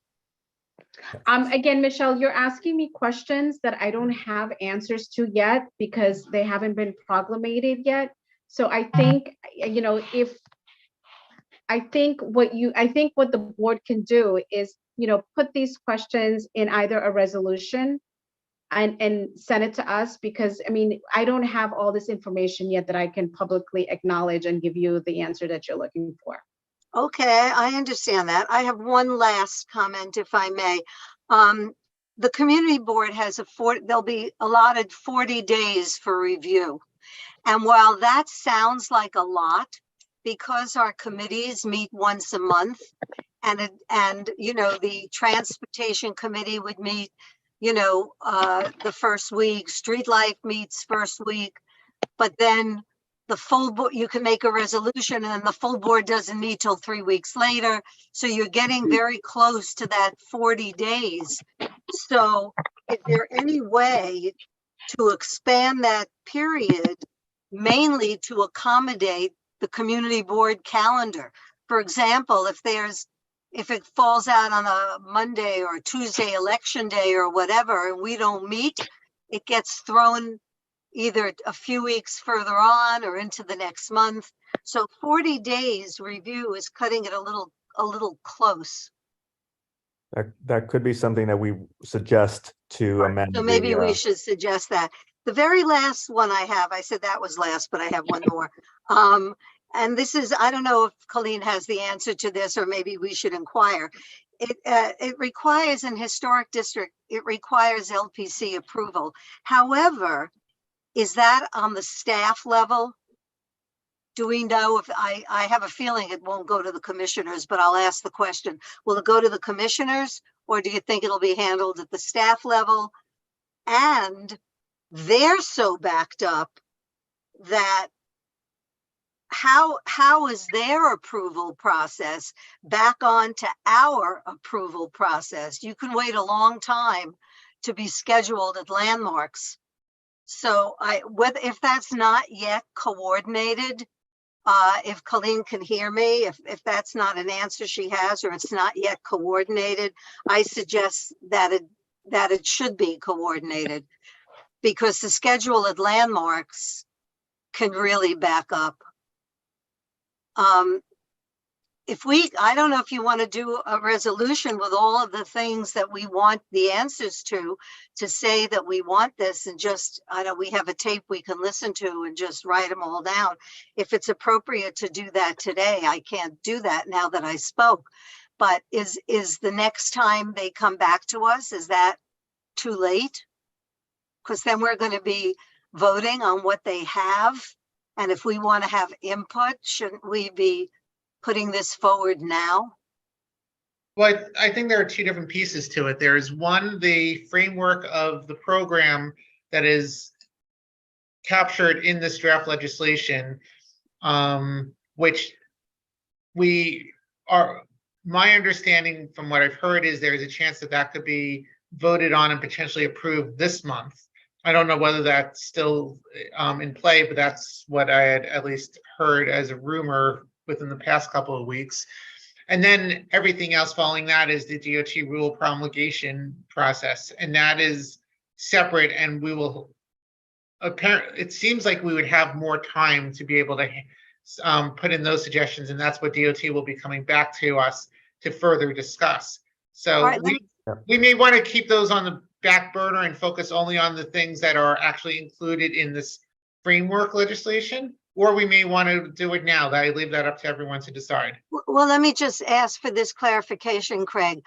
If we vote on the legislation as it exists, then everything else that I just mentioned, that Colleen said will be under further consideration, that becomes the rules of DOT. That is now outside the legislation. It is not a law. It becomes a department rule.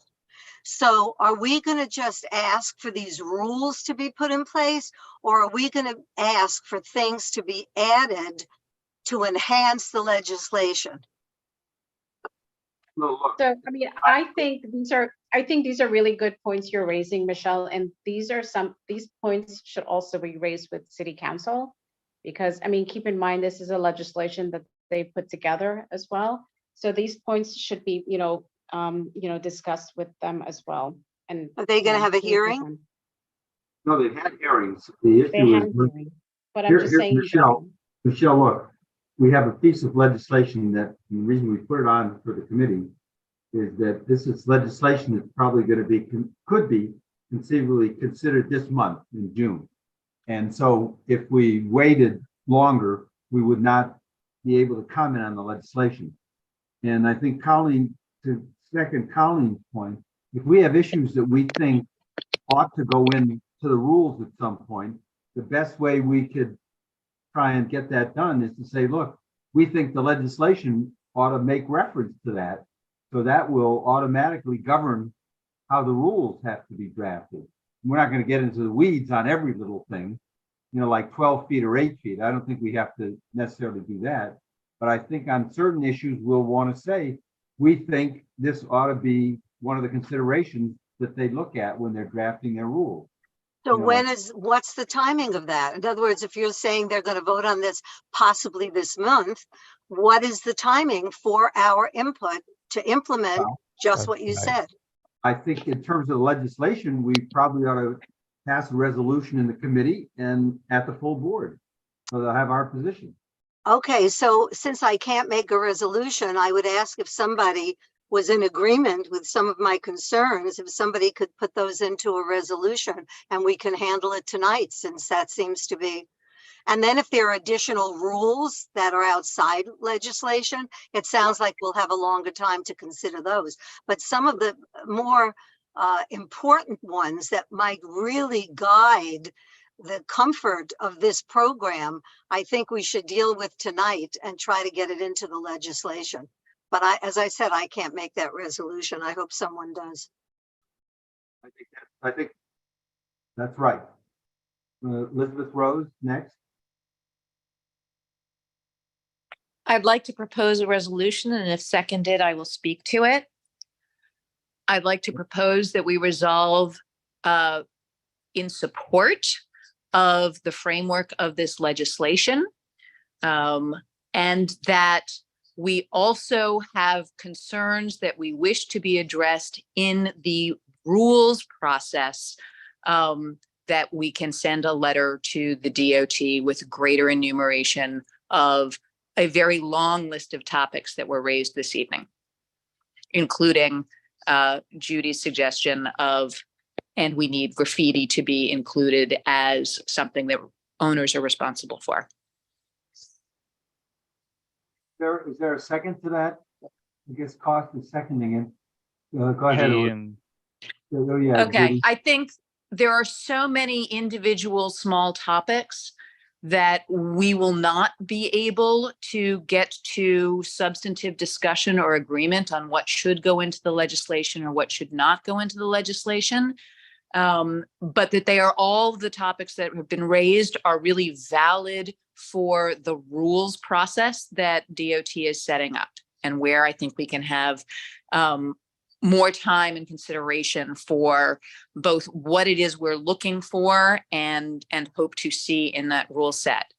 That said, this legislation seems to both eliminate the most egregious aspects of the prior program that have received the most negative impacts on the community, such as the permanent structures in the middle of the roadway that may have been abandoned or not taken care of or caused concerns, while retaining the aspects that many people found very positive in expanded seasonal use of outdoor dining and experiences of outdoor dining in the city, inclusion of fees, a permit process, and effectively, cost to the organizations that are putting out these outdoor dining experiences.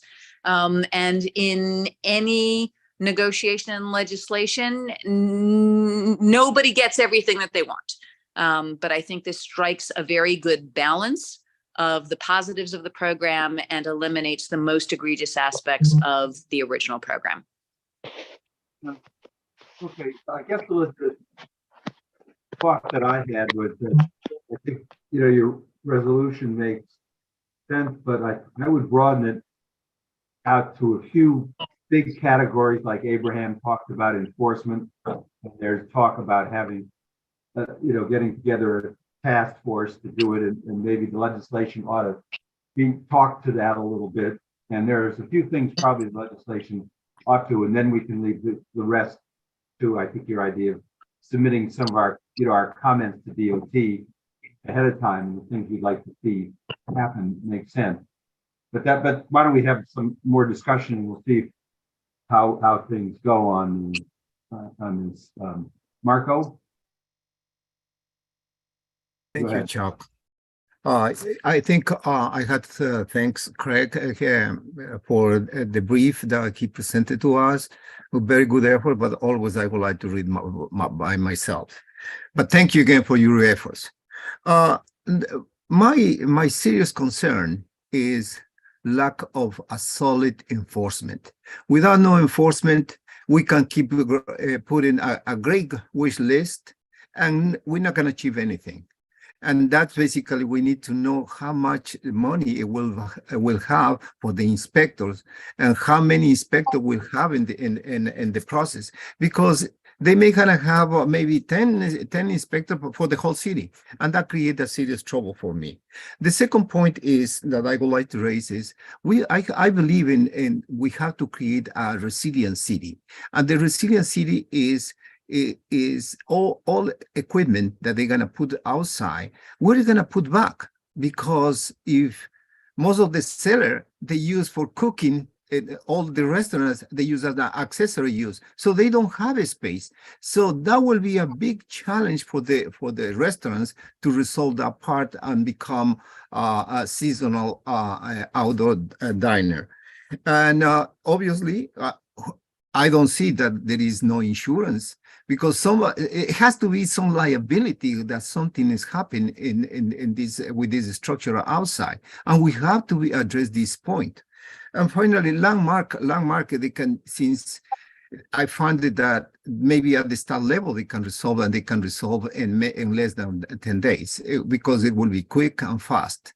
I think that is my points that I would like to raise, and I would like to see in the resolution if is accepted as a friendly amendment. Thank you. Rita Popper? I second Elizabeth Rose's motion. I think it is appropriate, and I think at this point in time, this is what we can vote on. Aside from that, I've been waiting a very long time to be heard. I want to say a thank you to Craig and Colleen. Craig, that picture of the bus near the Planters on Madison Avenue, it's one picture's worth 1,000 words. I am a short person, a mature short person who has a hard time getting off the back of the bus if it's not at the curb. I want you to know personal thank you. And Craig, you did a yeoman's job on this, summary. Is there any way that we can have a copy of it so that we can look it over and make our comments to be permanent? When somebody reads several pages to you, there is no way that you really look at it. Will So- has already posted it, both the draft legislation language and my presentation on tonight's agenda on the website. Thank you. And Colleen, thank you for looking into those planters on Madison Avenue. I'd rather have something in the gutter than on that getting off the bus. Impossible. Thank you. Thank you. Judy Schneider, I think is next. Yes, I'd like to make an addition to Marco and Elizabeth's resolution, if the board agrees, that we should leave it up to Craig and Chuck to also, because they're taking notes on this meeting, add maybe some other specific items to the resolution before it comes before the board at the full board, if everybody's all right with it, because we've had a lot of discussion and maybe there's something we forgot and Craig and Chuck feel it's really important. So Michelle, if you accept that addition to your resolution, I think we would appreciate it. I think it was Elizabeth's Elizabeth. resolution. It's Elizabeth Rose's. Oh, Yeah. I'm sorry, Elizabeth Rose. If you would accept that, it would be appreciated. It's getting late. I'm getting a little. Yeah, it's definitely getting late. Judy and Marco, I would like to respectfully decline those as friendly amendments.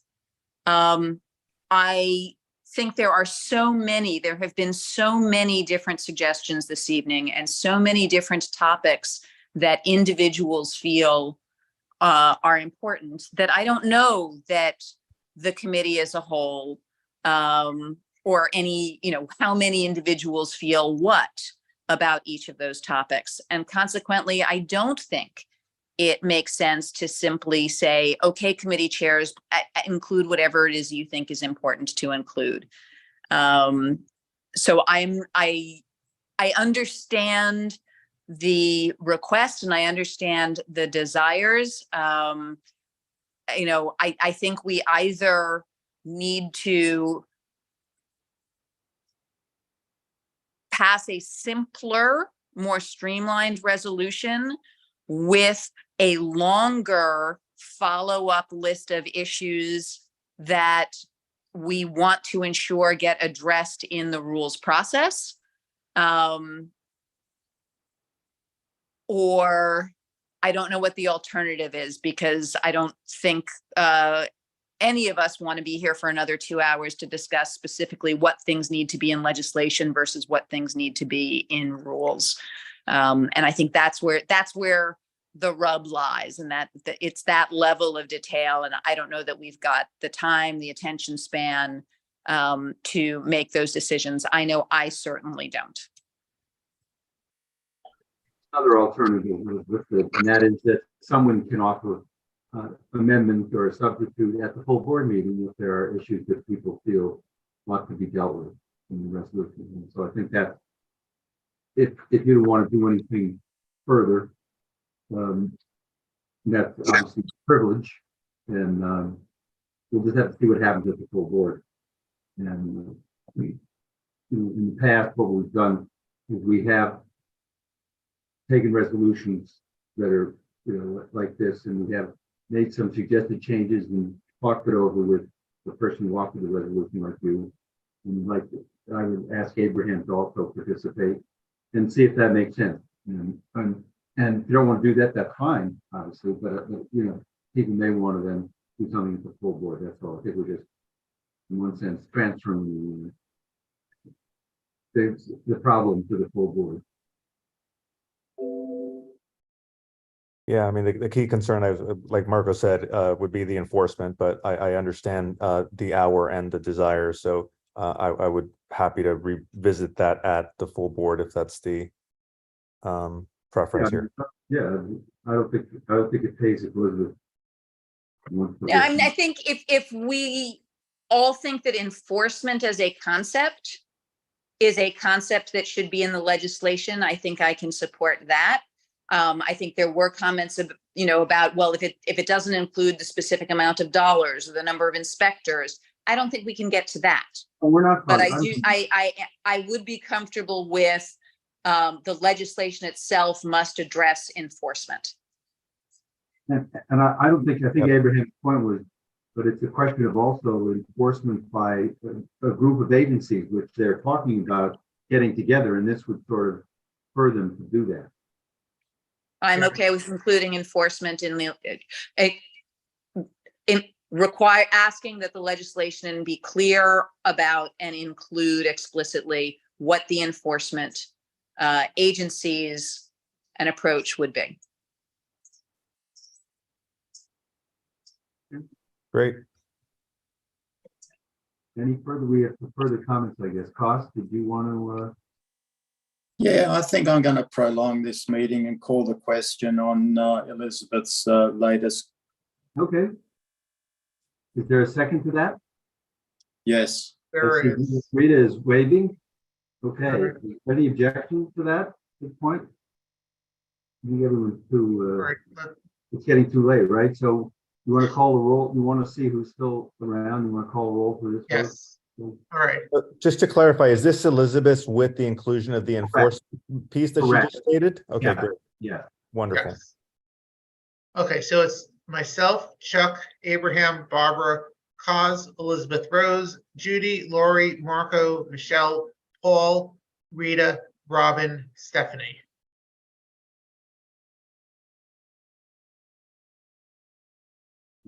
Thank you. I have a question. Does this resolution also include that we plan to submit our thoughts about rules, however you want to include that?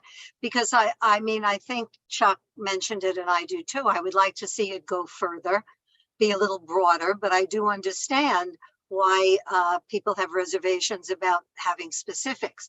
But if we can include in this resolution that we look forward or we plan to submit separate whatever, enumerating rules that we would like to see enacted, I would feel more comfortable with that, even though we're not enumerating the rules, which to me just leaves the door open so that this is not our final resolution, because to me it's very incomplete. So if we can just include that, Elizabeth, does that make sense to you? No, Elizabeth included that in her original resolution. Yes, Right? my original resolution did include that we would be sending a letter to DOT with a longer list of questions and issues that we would like to see addressed in the rules process. Yeah, that was in the original resolution. Yeah.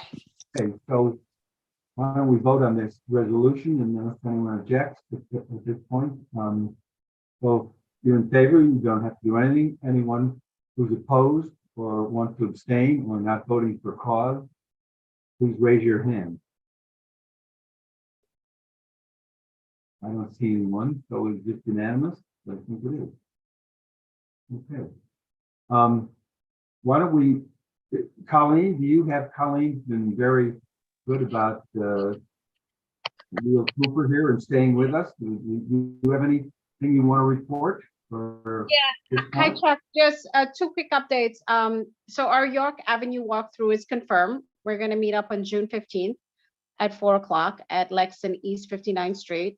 I invited quite a few stakeholders along the, to join us along the corridor. So we will be out there. We'll talk about some of the issues and get more clarification on what we need to look at when we convene the study, the transportation study.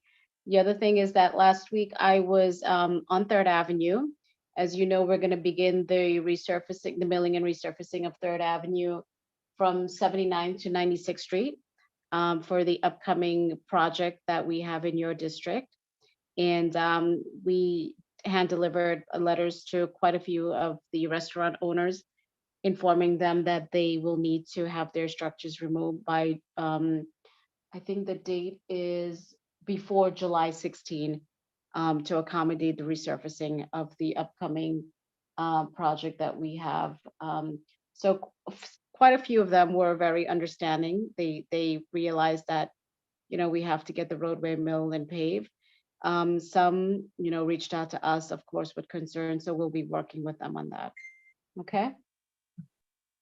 Thank you. Hey, Colleen, when you refer to the project, are you referring to specifically the milling and paving, or is this related to the upcoming redesign of Third Avenue? It's related to the upcoming redesign of Third Avenue, correct? Okay, and do you have a time frame for that to be completed? I don't have a time frame yet. Right now, we're focusing on the milling and the paving. Once that's, done, we will get back to you on the time frame. Okay, thank you. Yeah. Mhm. Then we have just newer old business. Does anybody, I see we have some hands remaining. So first, the member of the public, Leah, if you can identify yourself. Yes, thank you very much. What's your last name, Leah? It's Leah Hanlon. I Okay. to the community board several weeks ago with a question, and I never heard back. Perhaps someone can answer it for me. As you know, there's a lot of construction around, and as I walk around the neighborhood, there are also a lot of signs that get put up on entire blocks. No parking here Thursday. Crane on premises. Violator will be towed. And I see the crane ones everywhere, and I've never once seen a crane. And there's also road work signs. And these are like, I could make these signs on my printer. They're not, there's no official logo. They're just signs, no parking, violators will be towed. There's also different kinds of construction vehicles or work vehicles that block off roads with cones so that they can, remove rubbish from, an inside construction work or a moving van or something. There's also situations where, work trucks of some kind, they wait for the sweeper, and then immediately after the sweeper, they all run out after the sweeper and put cones on the road. And there are times when they even co-opt the parking ticket agents to tell people that they have to move so construction trucks can park there. And I just am wondering, how does a person who has a car or a pedestrian or whatever know which of these homemade signs are official signs that I'm supposed to obey, and how many are just construction companies that want the space and have no more right to it than anybody else? How do we tell that? That's the question. Maybe you want to answer that?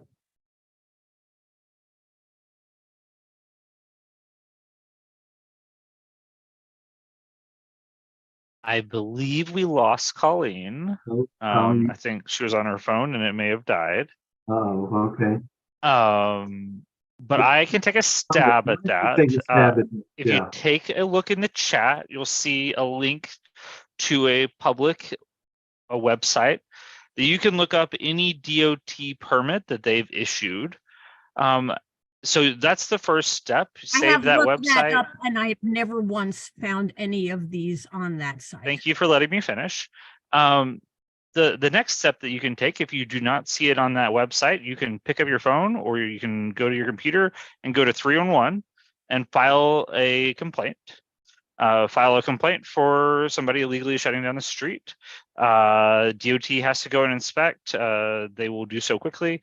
What you can also do to make sure you get a prompt response, you can reach out to my office. You can reach out to any of our staff members when you pick up the phone and call us, and we can follow up with Colleen whenever she's around, and we can get an answer to you about what the inspection found.